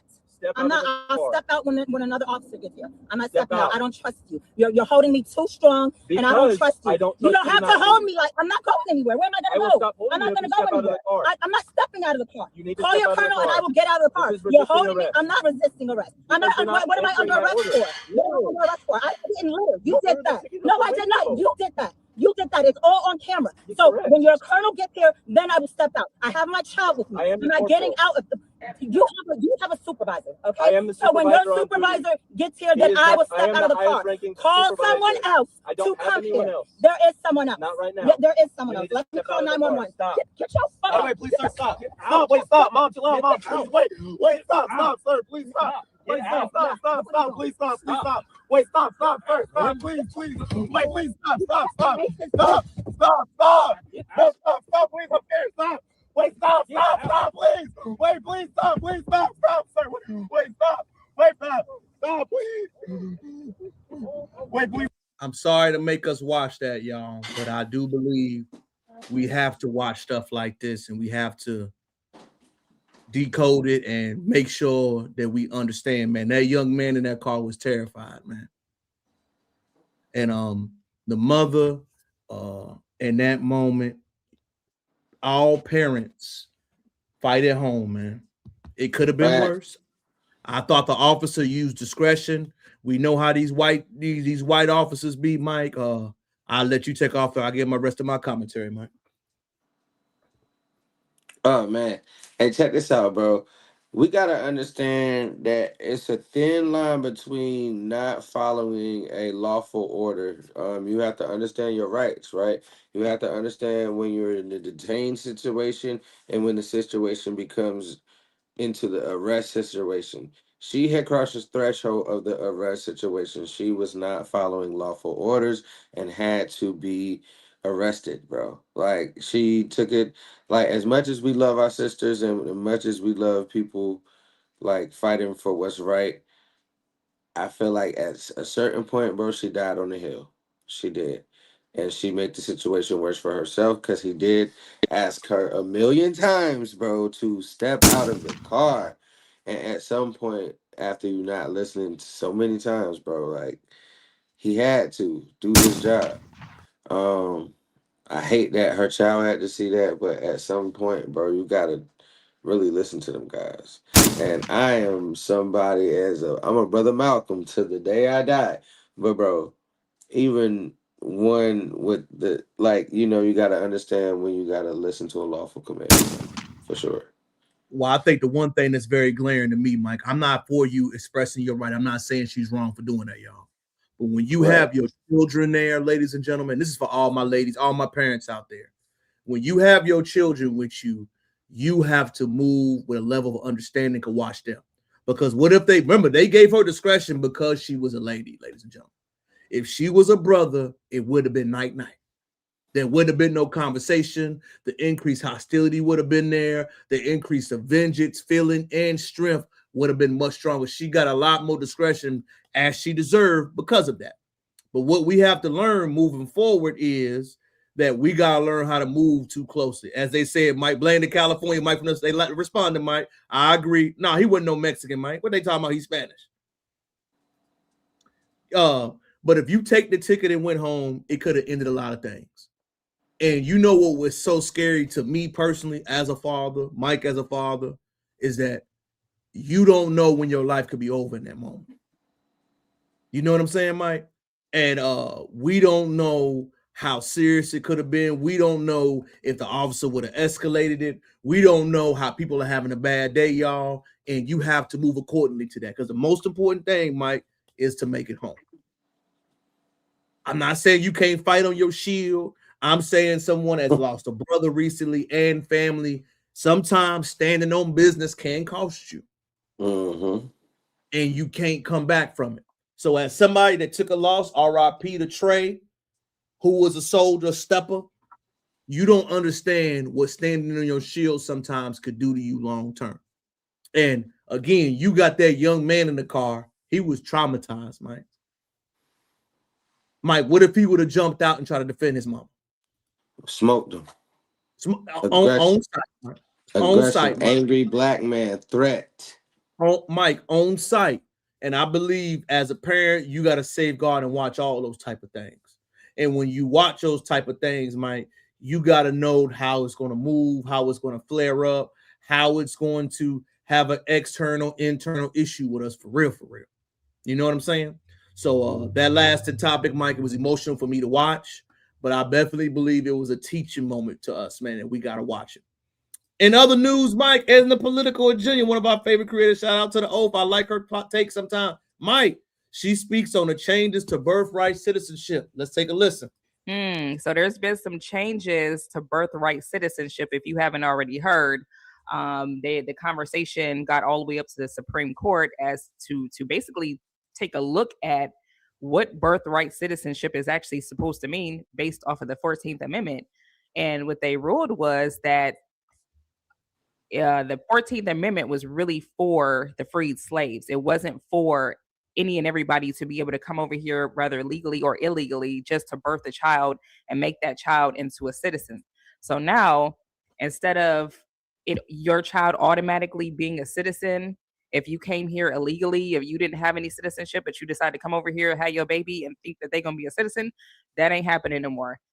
As far as I know, I think that it's passed, and I think this coming summer, I believe, is when it'll officially take into effect. So if you don't have a baby before that time, anything after that, and you are not legal, or you are not a fully legal citizen or have some type of, I forget what the other stipulation was, then your child is not an American citizen. So no more coming over here, dropping a couple babies and making them into citizens. That's not going to happen anymore. And honestly, I agree with it. I think that that's the right way to go. The 14th Amendment was for the free slaves. It wasn't just for any and everybody to be able to come over here, drop some babies and make them into citizens. That's just not what it was for. And I'm glad that this has been clarified, to be honest with you. And Mike, where do we stand, family? Mike, I'm going to let it start with you. The 14th Amendment has been a hot topic, Mike. Do you believe, Mike, the Supreme Court and the 14th Amendment changes are red? I'm half and half, brother. And I'm going to tell you why, right? One part of me is like this. You can't go to another country and like set up camp any type of way. Like, believe you me, it is rules, regulations, and more strenuous than what the U.S. has. Like, you can't just, they might damn near kill you. You come up in their country, and it's not somewhere that we have, you know what I'm saying, like relationships with, right? You can't. It's like not possible. The U.S. has like strict has stricken up a little bit, but like it's easier in this country to just exist. We got people you don't even think that is like an immigrant, and they here, and they probably from a Slavic nation or a nation from North or some type of Ukraine. There's a lot of people that you hearing about it on the news, but I don't think you really understand what really be going on, right? Like you hear, oh, 115,000 Ukrainian refugees got displaced due to war. Next thing you know, they end up somewhere in East Bumblefuck, Connecticut, and you don't even know anything about it on the military base chilling. And then they just, after a few months, let them people go, and they be in your hood, like nowhere to go. This is a real reality. It really happens for real, but like, it's crazy to me, bro. Like, sometimes we just be worried about the wrong things. I think for me, Mike, I'm on the stance of we don't have enough Black people investment first. I'm not saying we have, it's not a gray area, right? I get what you're saying, Mike, escaping war, different things like that. But right now, Mike, and I'm going to keep going to our era, Mike. Me and Mike around this, Mike a little bit my OG, but Mike my dog. Where has the Black boy investment been at? The Black girl, Mike, the Black family. And so all the investment we give to everybody else, I think, Mike, for the next 20 years, 30 years, can we hold that and invest it internally? You feel what I'm saying? That's where I'm at with it, is that birthright citizenship was made for slaves. Let's keep it funky, Mike. Formerly enslaved, if you do not know the court case, Mike, Dred Scott versus the state of the Supreme Court getting his freedom as a freed man, being determined a slave, had to earn his right. Why do people that had to earn their rights get the same luxury as people that just come over here? I disagree with that. I think it should be more stricter, Mike. I'm not saying there should be a path to citizenship, right? You know what I'm saying, Mike? There should be a path. But we do not invest in our citizens enough. That's the problem we have. We have spent so much time trying to uplift others instead of focusing on who are here right now. Thanks. Take all this money we do towards everything else, y'all, and I want to focus on us for the next 50 years to make our generations better, to make our homes better, to make our tradesmen better, to make our infrastructure better, to make our roads better. That's what I personally want. I'm not saying that we cannot do it later down the road, but right now, can we pivot? Can we focus internally? And can we focus on our babies? They need the investment. Me and Mike. Go ahead. Let me ask you this, Terrell. I get that we need to focus the money on us, right? But where has the money been this whole time, bro? What we doing with the money? Where the money at? Like, bro, the roads ain't getting no better. The schools ain't getting no better. The kids ain't getting no better. The water that we drink ain't getting no better. And the taxes and the things that we purchase are going up. So where is the money that we put back into the infrastructure going? Because I'm getting fucked, bro. Excuse my language. I'm getting fucked. But I'm putting money into the infrastructure thinking that the machine is supposed to work the way that it should, the way that they told us. But we're putting money into the infrastructure and we're putting more money, more money, more money. Where's the money that we like, bro? Nothing is fixed. I agree. I honestly think, Mike, we have two major issues in our lifetime. Number one, we got to understand a lot of the corporations do not have our back. Corporations' job are to make profit, which is cool. But now our social programs have to recreate ourselves to align with it. Like you said, Mike, we need more focus on our children, our families, our neighborhoods. I saw something crazy, Mike, this week, y'all. Shout out to the chat, too. Saw something crazy, y'all. Think about this. What is the purpose, Mike, of in private equity being involved in single-family homes? Mike, think about this. What does private equity solve? No. What do they fix? Their only purpose is to enrich themselves. How can they single-handedly invest in a necessity if their only job is to enrich themselves? Think about that for a second, Mike. Your job is to make yourself more rich, which is cool. But why are you involved in a family necessity? Childcare, homes. That is when we need to have more intervention to say, hey, I don't mind you eating off the private sector, but you can't mess with people's houses, man. Man, that's predatory as hell. You feel what I'm saying, Mike? You can't mess with people's cars, man. You can't mess with daycare to make it so outrageous that people can't even afford to have babies, man. Man, peace to you too, fam. You feel what I'm saying, Mike? That's the problem we got. It didn't escalate. They talking about them, get them out of here. They shouldn't talk about revelation. $1 billion of money going out. Nobody contributes. Sound like Mike. I was raised by your grandma. Shout out to your grandma, man. I don't know if we went too far. They get into our government and vote against us, Mike. Ooh, they get into our land and taking it back. That's facts, man. That's a good point. We have had that. We will also suspension went too far. Oh, Lord, no more anger baby's sake. They going in, Mike. We need to buy from our own people first. I agree. Everything you name is going to foreigners, sir. Our tax money has been spent on immigrants billions of years. I'm from Chicago. Overnight, they have foreigners in our neighborhood. That's a true point. We're not disagreeing. The 14th Amendment was enforced nearly 100 years ago, and the misinterpretation has been intentionally fed by the government to negatively impact its Black citizens. They are taking funds from us and giving it to immigrants raised on that. That's a good point, too. American Black citizens have had so many constitutional pains and war to civilization they need reinforcement, and immigrants have shown us that they're getting money. Our boy back, man. Talk to us, family. Black Space Warrior, can you hear me? Oh, okay. Yeah, I hear you. It was still on mute. My bad. Yo, man, I agree with it totally. Yes, sir. Because like my man was saying, where else can you go and do that? There's other countries, they got stricter immigration laws than we do. I mean, you jump this border, they'll send you back. You jump a border, you might do 20, 50 years. and somebody throw your ass in a gulag or something. You know, so yeah. And then on top of that, with that birthright citizenship, I think the other side of that is going to be, you know, you hear all these stories.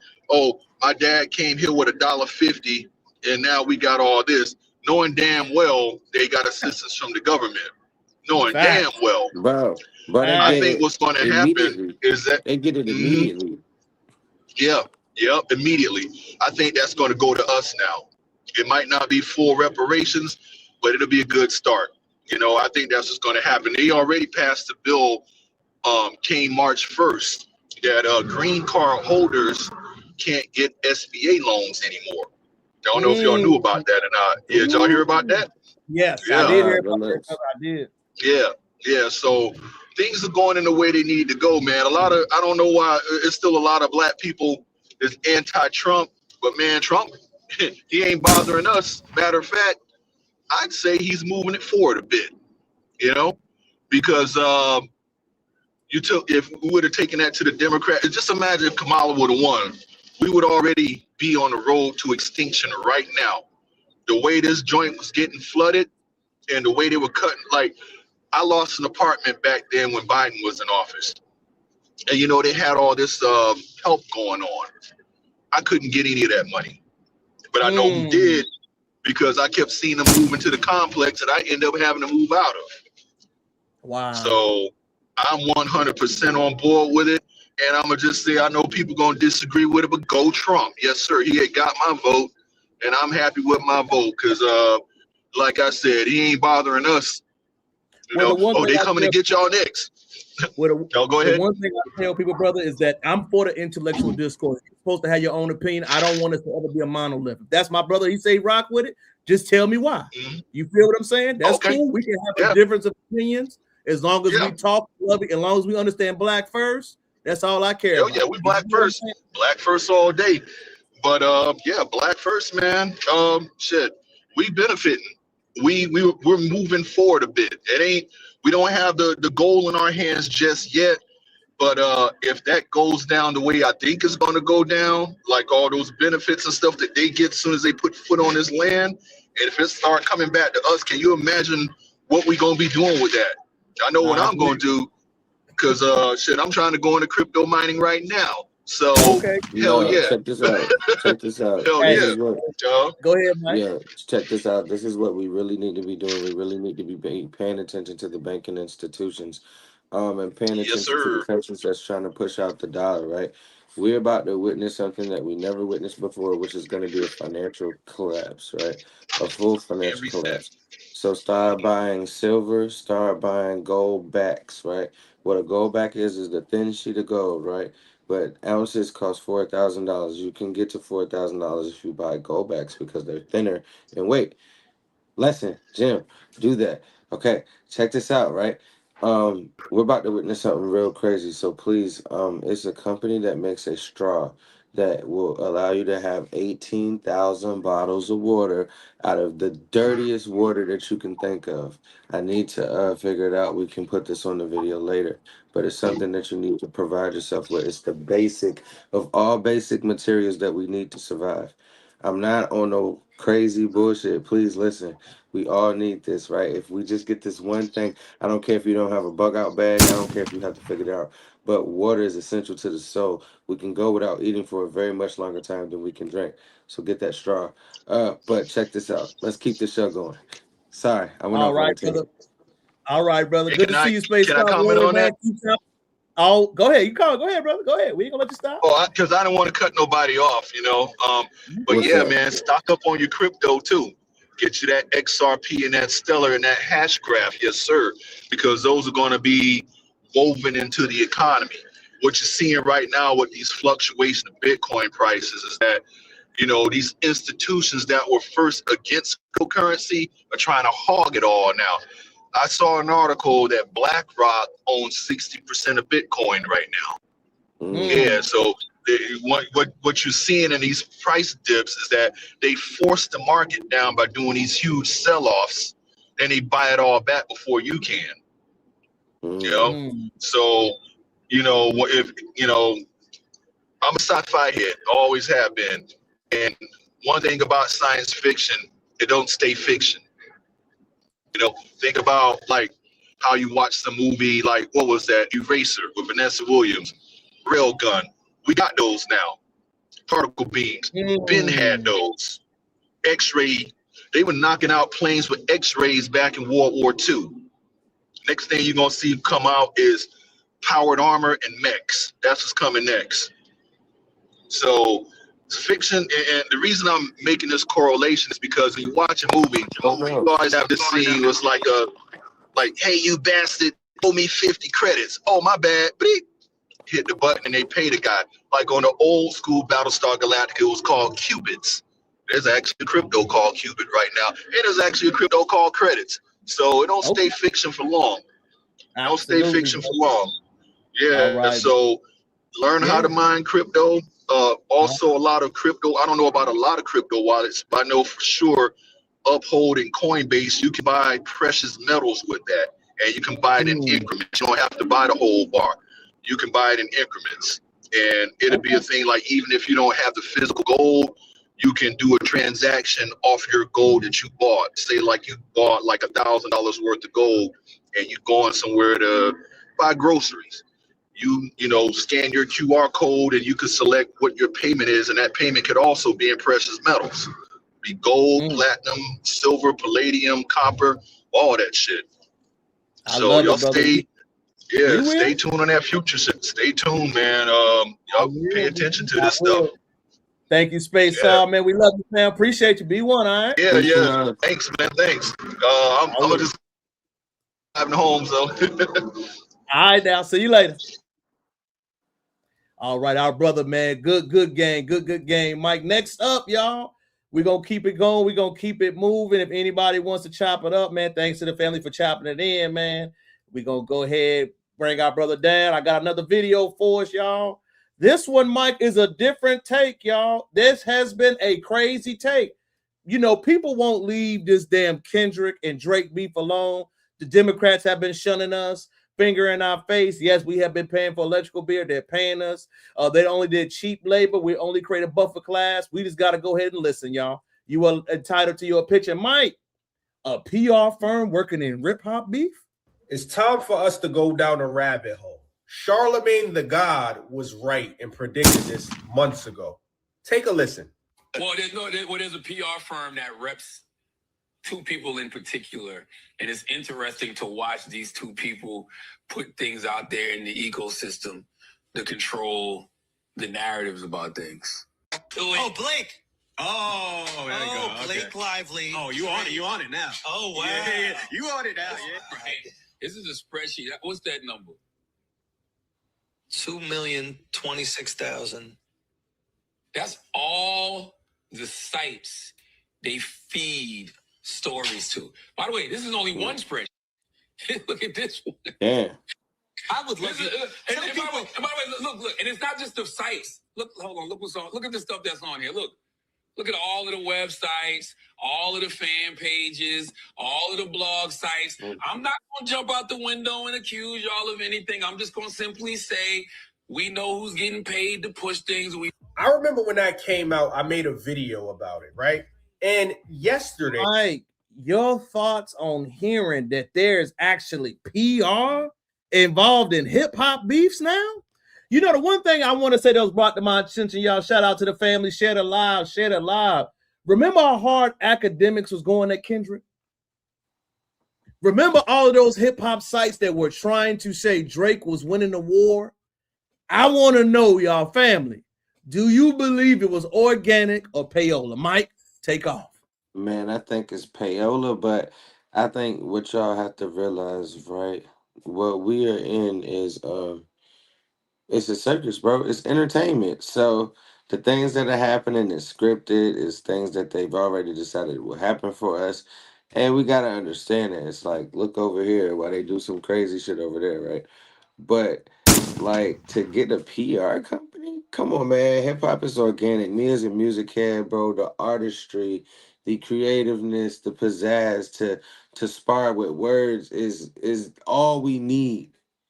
We have to pay a third party. It's outrageous. When did we get to this point? Well, I think you got to this point, Mike, when we wanted to make things integrated. Mike, when you really think about it, Mike, and this is just me, y'all. I went out this weekend. I reside in Houston, the spring break, Mike. The music prior to 2015, Mike, just hit different.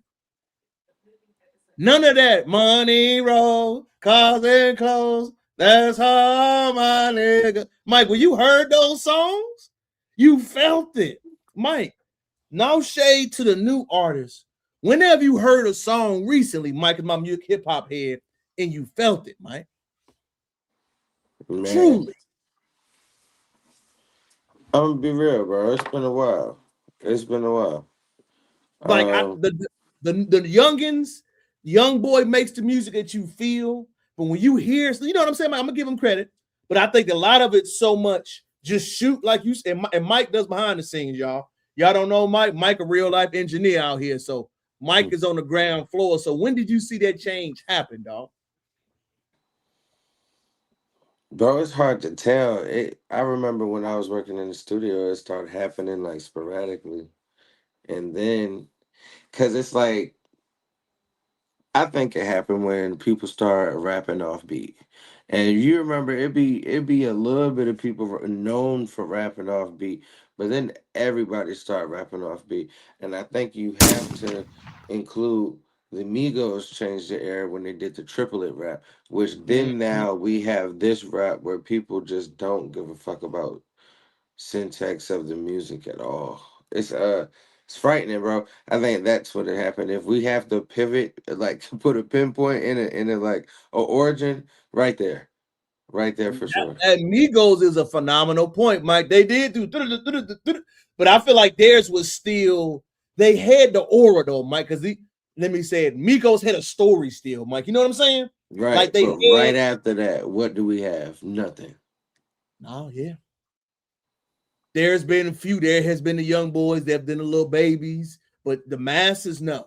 There has been a lot of, but the big art, the ones that are extremely big, yes. But like you said, it has not been no me, because the Migos had an energy, Mike. Remember, they came out of Atlanta. That Versace hit, it was everywhere. And they had the song, Mike. They had the records. They had the style. They had a different look to them. But now, like you said, and they had the Drake cosign, nigga. You can't. Hey, the one thing I will give Drake credit to is the Drake cosign made so many people so hot. Like, it was a point in music history that if Drake touched it, your shit was fire. And it went. Do you think we are past that now, Mike? 100%. Gone. And the reason why I bring that up, y'all, there has been a rumor out that the album that's supposed to be dropping is the same time as Future. Let's take a listen. It is a hot topic. I don't care. I don't care if Drake and Future are friends. I know that's a hot topic going around. It is a hot topic. I don't care. It's odd. I don't know who started it. Ebro, Charlemagne. I don't know who academics said it's false. I don't give a fuck. I don't care. So there's no single coming, because I heard they're going to be able to track together on Iceman. I don't care. I don't care. I don't care. To make slaps together, I'd like to hear it. If it exists. No, what I'm saying is, if they make a slap. No, I care about the slap. I'm saying is, I don't care of knowing, hey, they're friends or they're not friends or they're work. Give me the album. If Future's on the album, if they're on there, we'll know it. And then I'm gonna know. And if he's not, bet it's not gonna change whether I'm gonna listen to the album or not. I just want the album. If I don't need all this, it's coming. He's working on this. He's doing that. I don't care. When he's ready to drop the album, that's when I want to see some Drake news. Yeah, I'm with you on that. I agree with you. And with each passing month, I think he's going to continue to stall niggas. I don't think that shit coming no time soon. I agree. I Y'all don't think keep it's getting ready. fooled with these old leaks. I thought, and now I'm on the other side of it. I don't think that shit is coming into the maybe into the You got to update his cold disc. That's my question for y'all, and then I'm off of this. Okay. Does Cole get a shot or 2 or 3 or 4 or 5 from Iceman? I don't think so. Nah, I don't think so. Okay. I don't think light so. skin on light skin beef. I don't think that's gonna happen. Feels like deja vu from when I was asking y'all about a Drake and Kendrick beef, and y'all told me there was no way in the world, and then we had to wait a few years. Those clips are still out there. Mike, is it true that when Drake drops his album, he has to come out hot? Is he going to take a shot at Cole? We know Kendrick is done. Does he have to do that, Mike? Do you believe it's in the arsenal? Bro, I believe it just better be hot.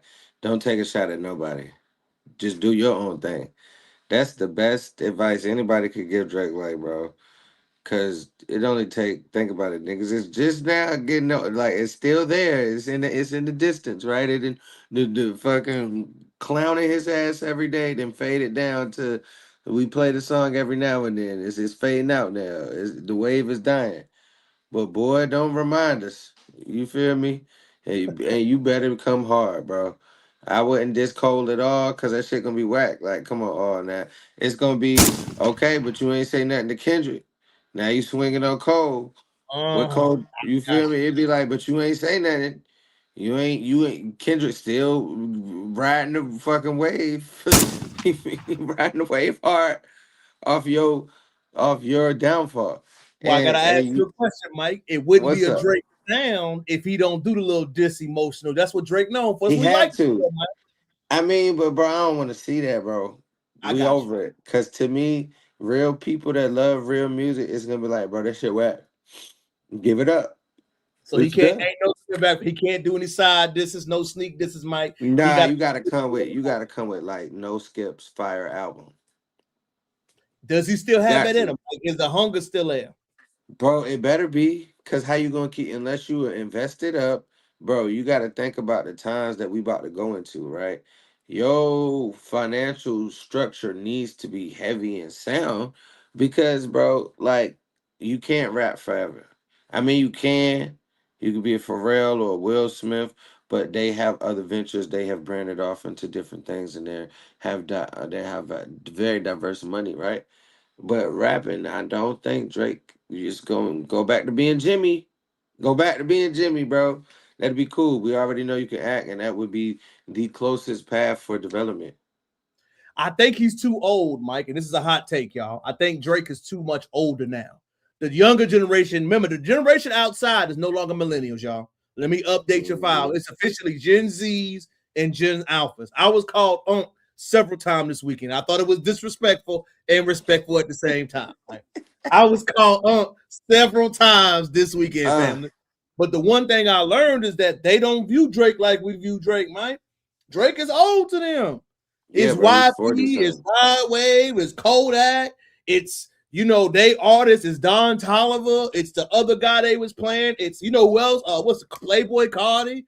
They are on a whole different wave, so I don't know if Drake could be the king.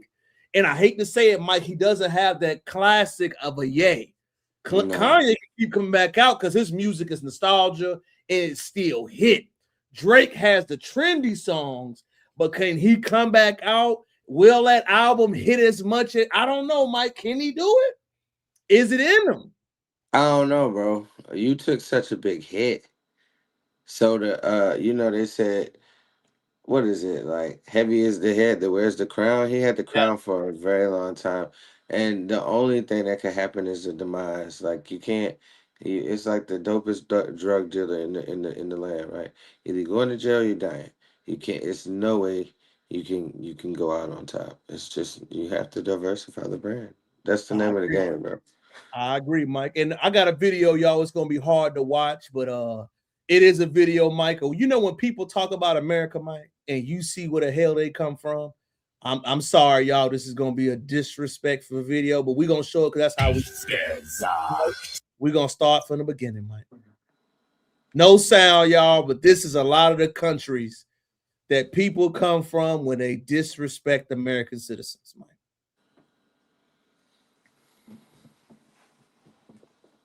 And a video is worth 1,000. We're not punching down, y'all. We are just highlighting what a lot, Mike. The white folks ride around in peace, Mike, but I want you to just look around.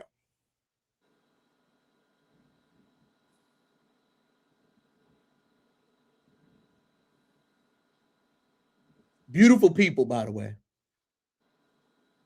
But you got the white lady on the back of the motorcycle living good. When we have a lot of the conversations about the immigration in this country, Mike, what people actually need to talk about is, again, we can help people, Mike, but to what detriment do you help? I've learned one thing through life, y'all. People resent you if you help them too much, Mike. Because they feel like that you owe them something.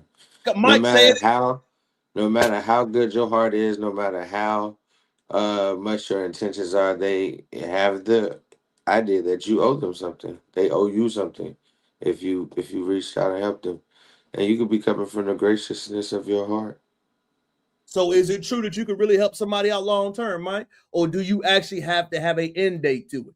As you said, Mike, you can. You can help somebody long term, but you have to transform the way that you help them, right? You can have a friend that has a financial situation going on and you can help them. But once the help is turning into something else and the financial situation is still going on, then you have to divert your help to teaching them, because that's part of friendship as well. You have to understand and develop a plan to understand the problem, right? And then execute on the problem that your friend has. Like, what if you have a friend that is using all their money to try to pay their bills instead of splitting the bills, right? That may work for some people where you split it into 2 different pay periods and you pay it at that, you alleviate some funds. But like, you have to know these things, right? Diversion is the name of the game and key. Mike, as my last episode for my dog, Mike, we got a pastor asking for tax returns now, Mike. What the hell is that? Go ahead, bro. Mike, you better answer. I am asking that all church members bring a copy of your tax return so that I can review them. I'm going to put a stop to some of y'all playing in my face during tithes and offerings on Sunday morning. Mike, did they say amen? Man, okay. Mike? First of all, let me go off real quick. Let me cook, bro. We have to break down the etymology of amen. Amen is a term of agreement. Amen actually derives from Amun, right? Amun, the Egyptian god. So, bro, in Christianity, we have borrowed some Nubian heritage of Amun, and we actually saying we in agreement to Amun Ra, bro. Did you know that? I did not. Oh, they responded to you, Mike. Hold on, I just saw something, Mike. People got it, Mike. I don't understand why they hate Drake's music. We don't hate Drake's music. We don't. Y'all insane to talk down about Drake. We're not talking down. We just addressing the situation. It's because Drake is a culture vulture, mate. Stans ruin music. Stans things too fine. I'm team no one. Don't do it. The future. Drake is the culture. He is not. Y'all gotta stop. Isn't Drake half FBA? Y'all break disrespecting Busta, Eminem, and they're not FBA. We're not disrespecting Drake, and we like Drake. We not. Hey, bro, I'm a Drake, and believe it or not, I'm a Drake fan. Want to have a Republican Senate going over there to Poly? I've never heard of a half FBA. I thought it was purpose, Mike. Keep going what you were saying, though, Mike, about the church side. Go ahead, fam. They just trolling you. Bro, I lost my thought. Where was that? Pastor asking for them, he asking for tax return, Mike. What the hell? Bro, but people got to understand too. Tithes and offerings might not be. It's also other categories, bro. It could be time and talent. It doesn't have to be financial or monetary. Yes, the Bible says that we're supposed to bring 10%. But bro, if you're looking at my tax returns to make sure that I'm giving my financial 10%, bro, it might be what 10% is for me at that time, Pastor. You don't know what I'm going through, Pastor. You ain't in my house, Pastor. You ain't paying my bills, Pastor, but you want to see my tax I always returns? ask, Mike, is that 10% pre-tax or after tax? Which one we talking about? Hey, bro, it might be what the 10% might be what you feel is 10%, bro, at that time. Because everybody got situations going on, everybody got needs. But to look at my tax returns in the church, bro, you ain't help me make none of that money. So you must gonna be about to give me some blessings. Mike, tell the people where they can find you at, fam. I know my dog about to be gone. Hey, bro. Hey, they don't even know it, bro. I'm about to be with you on that couch next week, dog. Next Sunday. Baby shower, everything, y'all. We're going to definitely tap into it. Mike, where can they find you at? Install your shelves. What's out there, fam? Hey, Mikey McCall, bro. Come find me on Where's McCall at on the ground, bro. Hey, just holler at me. Come shout me out. Hey, I love y'all. I really do appreciate y'all coming to the chat, bro, and answering and coming on live. We can't do this without y'all. I'm more thankful for the crowd. It's crazy to see that people listening to us banter back and forth. It's a humbling experience. I'm down. Let's be for the ride. See you, Mike. Peace. So my dog gone, man. So we're going to go ahead and get back into it. I got my dog, Mike, man. Follow him. I got one more clip, 2 more clips for my people, man. Remember, on the podcast, y'all, there's more that we did not discuss and listen to. I want y'all to pay a little bit more attention before I keep cooking. Yeah, something happened, auto accidents, and everything changed.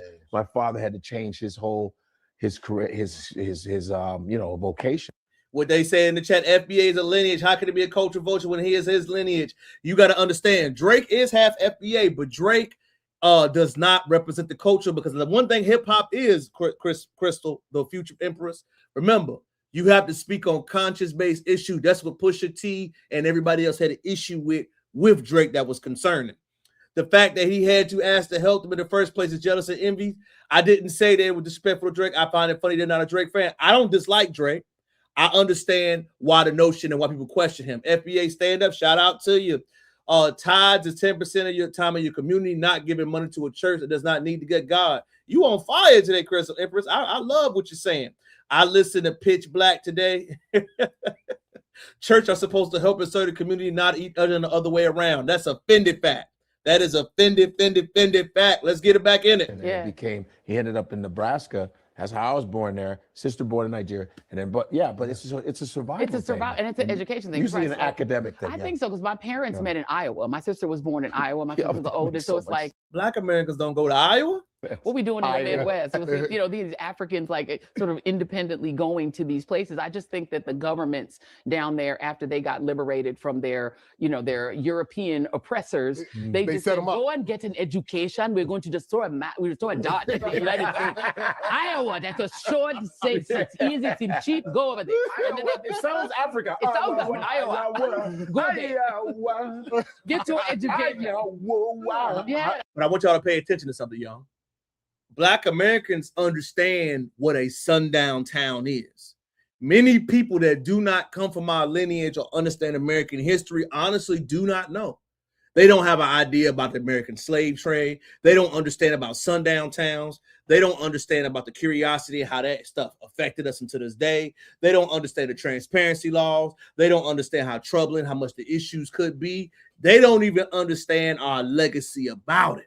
What they see is, I see a town that's cheap, let's go there. That's why a lot of them face entertain discipline when they're facing with other Black children. So when we had these conversations about where do these Black immigrants face and think about things, this is the issue that we're talking about in real time. So this is a deep conversation that they're kind of laughing off. They don't understand. How do you even do that for like a Nebraska or for like South Dakota or something? Nebraska. Go there. Yeah. Starts with an N like Nigeria. Yes. Yes. So they ended up somehow meeting in Iowa, but I was born in Brooklyn, New York. So we then moved to Denver, Colorado. So we moved to Denver, and everybody else in Denver, Colorado is either white or Black. And I mean that very specifically. They're just either white folks or they're African American. There's just no Puerto Rican or Mexican. Not like Puerto Rican, not like that's very Midwest. Very those Midwest places. It's like, I call it like, because New York is the most of America is that way, ladies and gentlemen. A lot of immigrants from this country really don't understand the politics of how America went down. Most of our coastal cities, the New York, the New Jersey, the Philadelphia, the Florida, Miami, Florida, the Los Angeles, California, that is where you see a lot of the immigration influx. The Midwest, the South, and most of America is how America is. That's why U.S. history is strictly Black and white, because the issues in those countries and how the divide is, that is truly the heartbeat of how America feels. You have the coastal side, which is different. I am from the small town of America, right? And I understand how the politics, how the philosophy, and how the real America feels. A lot of the times when you have immigrants, non-FBAs come to those communities, they don't even understand the seriousness of it, the danger of it, the point of having your children in those environments, and they don't understand politics. Like 64 colors of Crayola. Exactly. Ours is like the 8-pack. Remember, you had red, the basic colors. That's it. That's the 8-pack. Just the basics. So there was 4 families there that we were the only Caribbean people. So we were literally the only Caribbean people, except for when my cousins would come every summer. We were like a little gang. And so we'd have all the little Guyanese.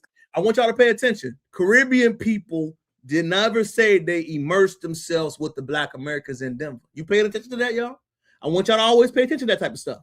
There's always been a clear gap of, those are my people, I'm with y'all, we're not with the Black side of town. When these conversations come about, I believe a lot of our ears are not trained to hear that.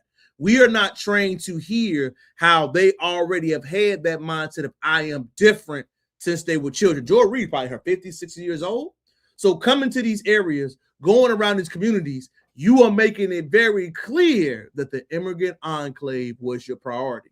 Again, non-FBA said that we were lying about how delineation movement started, but the FBA will pull up receipts and show outcomes. Cousins in the summer, but other than that, it was the Charungas, the Okekes, the Lomenas, and the Akias, the 4 Nigerian families, and of course we knew them all. Right. They were all very good academically.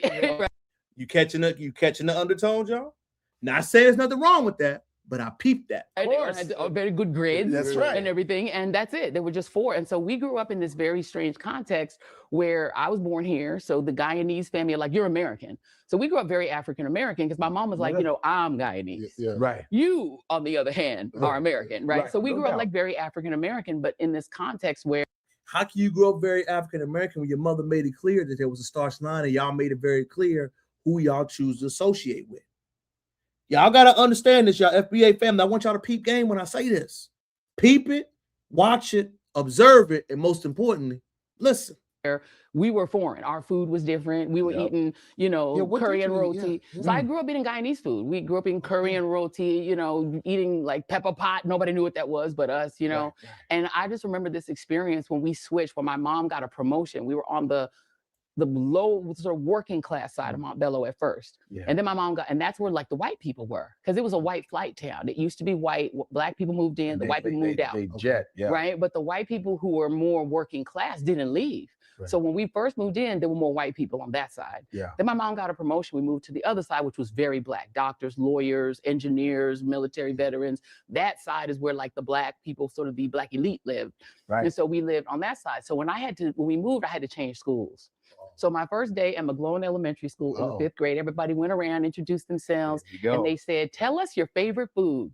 My dumb ass said, "Curry and roti." Room went silent. Everybody looked at me like, "What?" We all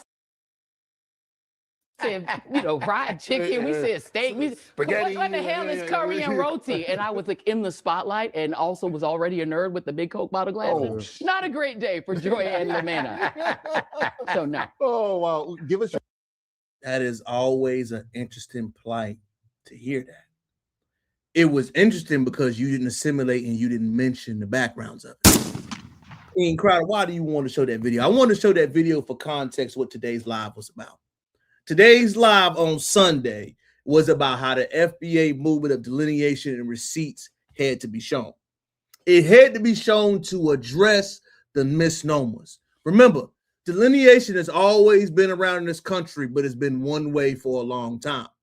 Only in recent times, in recent history, have we actually addressed the delineation on the foundation side. We did the delineation on the foundation side really kicking to gear during the Obama presidency and Obama era. I'm emphasizing that time frame because I can show in my mind frame, y'all, coming from a freedom town of Black Americans, moving to a state or a city that had non-FBA professors, and they making it very clear how they felt and how they aligned with us. During that time frame, during the Obama era, I learned immediately what it was to be Black, who was the problem, and who was the issue. I heard multiple times, y'all don't want to learn. You are incapable of learning. You are not meant to learn or learn anything. First club in Des Moines, Iowa, some fine club next to Illinois. You are not African. We are not African, Joy. Big facts to you, Queen Colony. That's a fact. You are the majority of white nation. I'm sorry, group tends to group up and slowly. No, that's not the issue, brother. Invest in Africa. I have no idea what you're talking about. They only learn American culture when we go to school to play outside. Africans have high literacy rate. They aren't smart at all. If they were so smart in shambles and their motherland, a beautiful opportunity. That's a fact too. But let's keep cooking. It was known to me quickly who was involved with the delineation movement, how they felt about Black Americans, and how much disrespect was given out on a nightly basis. It was then the delineation movement in my eyes was there, but it was no word for it. That's when I got to get introduced to the speaking of Dr. Claude Anderson and many others of his ilk to understand why the immigrant plight in this country just started to happen. Then we began to see problems happen during the Obama era. You remember the Obama era, right? That's when we started to see killings of children, harmfulness of our babies, other problems that never got addressed, and we had a president in chief who was not from the foundation. Right then and there, Black Americans in this country changed notes. Then you had online platforms, you have digital media, and you have other people begin to pop up to promote degeneracy. Fast forward to the year of COVID, we heard about it on Clubhouse. People are hearing about it on Clubhouse. We're hearing the disrespectful rhetoric. We're hearing you niggas have no culture. I know black. We're hearing all of them tones and all of those words. And we changed notes. We looked to each other. And the millennial, along with the Gen X group of black people, said, you know what?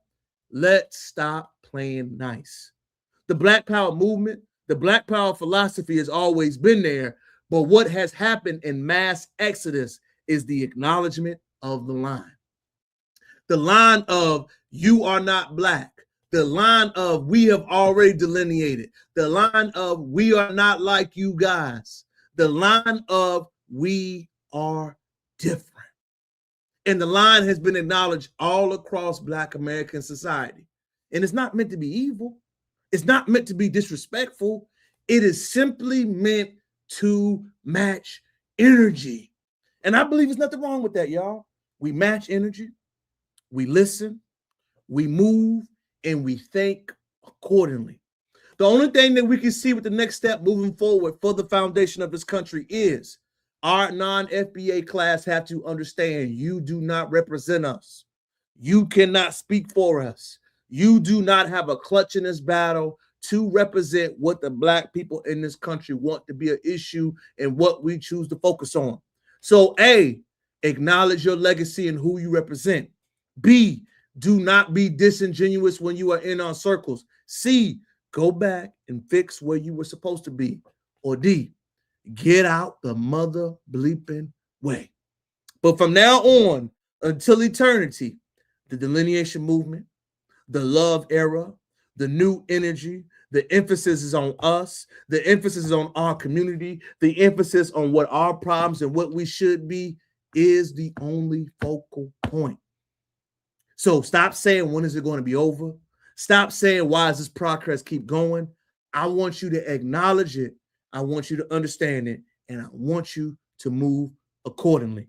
My last bit of beat on my chest, I want to give a shout out to this week to the FBA family. Can you believe, family, they ranked your boy in the top 20 podcast? They said based off intellectual capacity, conversation, and other things we do. I want to say thank you to all y'all. This ain't about me, man. This is about y'all, what y'all created for me in the platform. I have been growing the legacy that I would be honored to be in this crew. To me, I'm at the bottom. Everybody else on the list is way ahead of me. I'm just trying to get the things going and keep trying to get it going. But the streets voted for me. The streets love what I'm saying, and the streets love this energy that I'm coming from. So y'all deserve all the credit. Shout out to the FBA fam that support me in any type of way. A like is a support, a share is a support. I don't care, man. I appreciate it.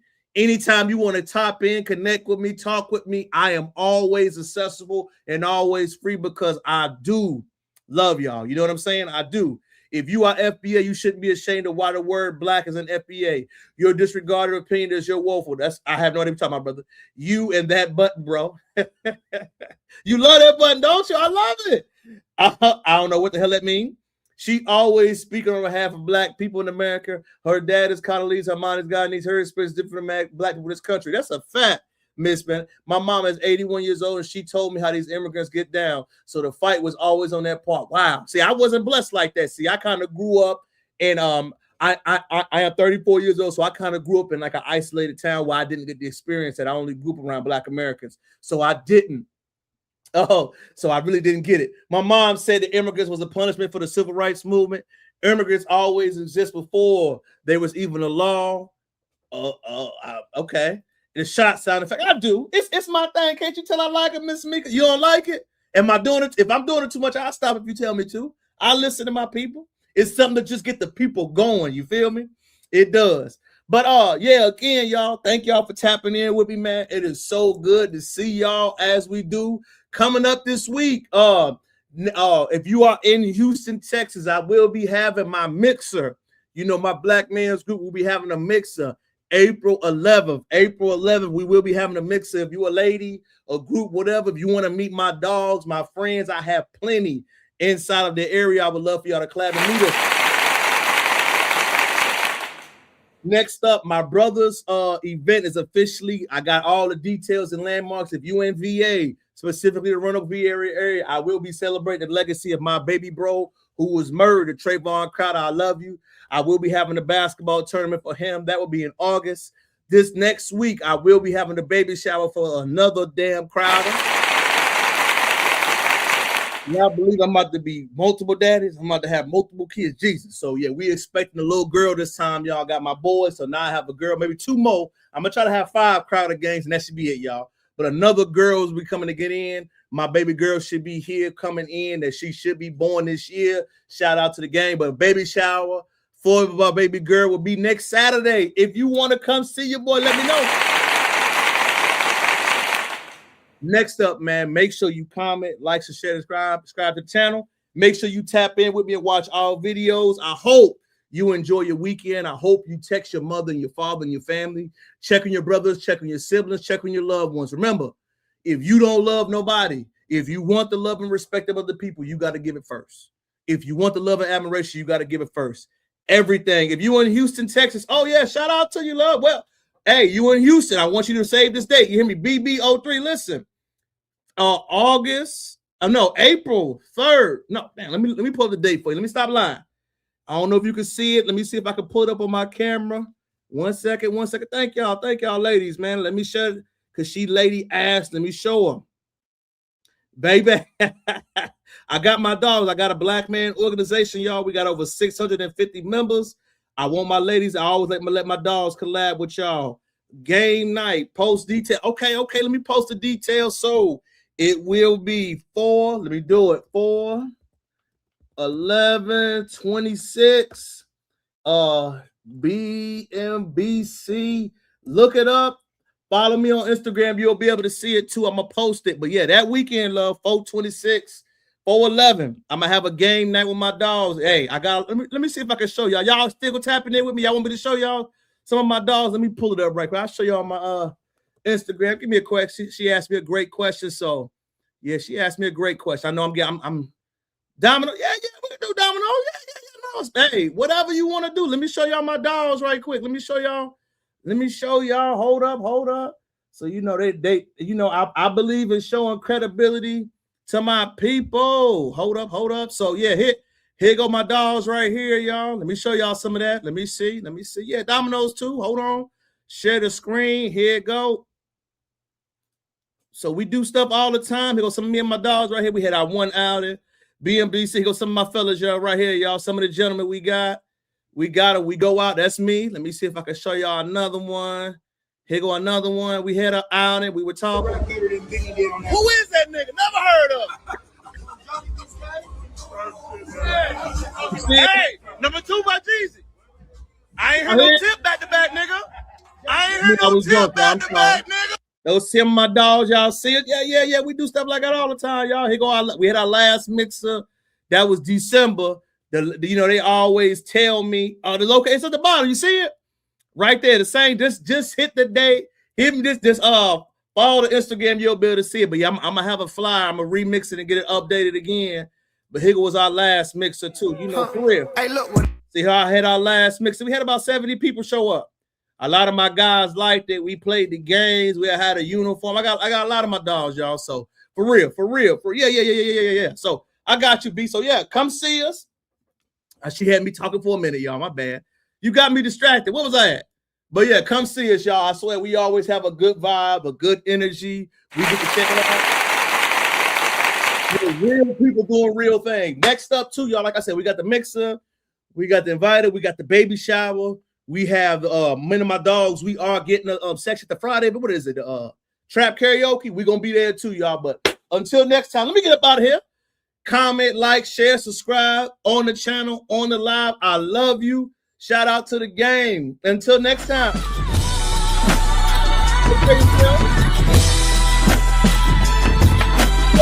Peace.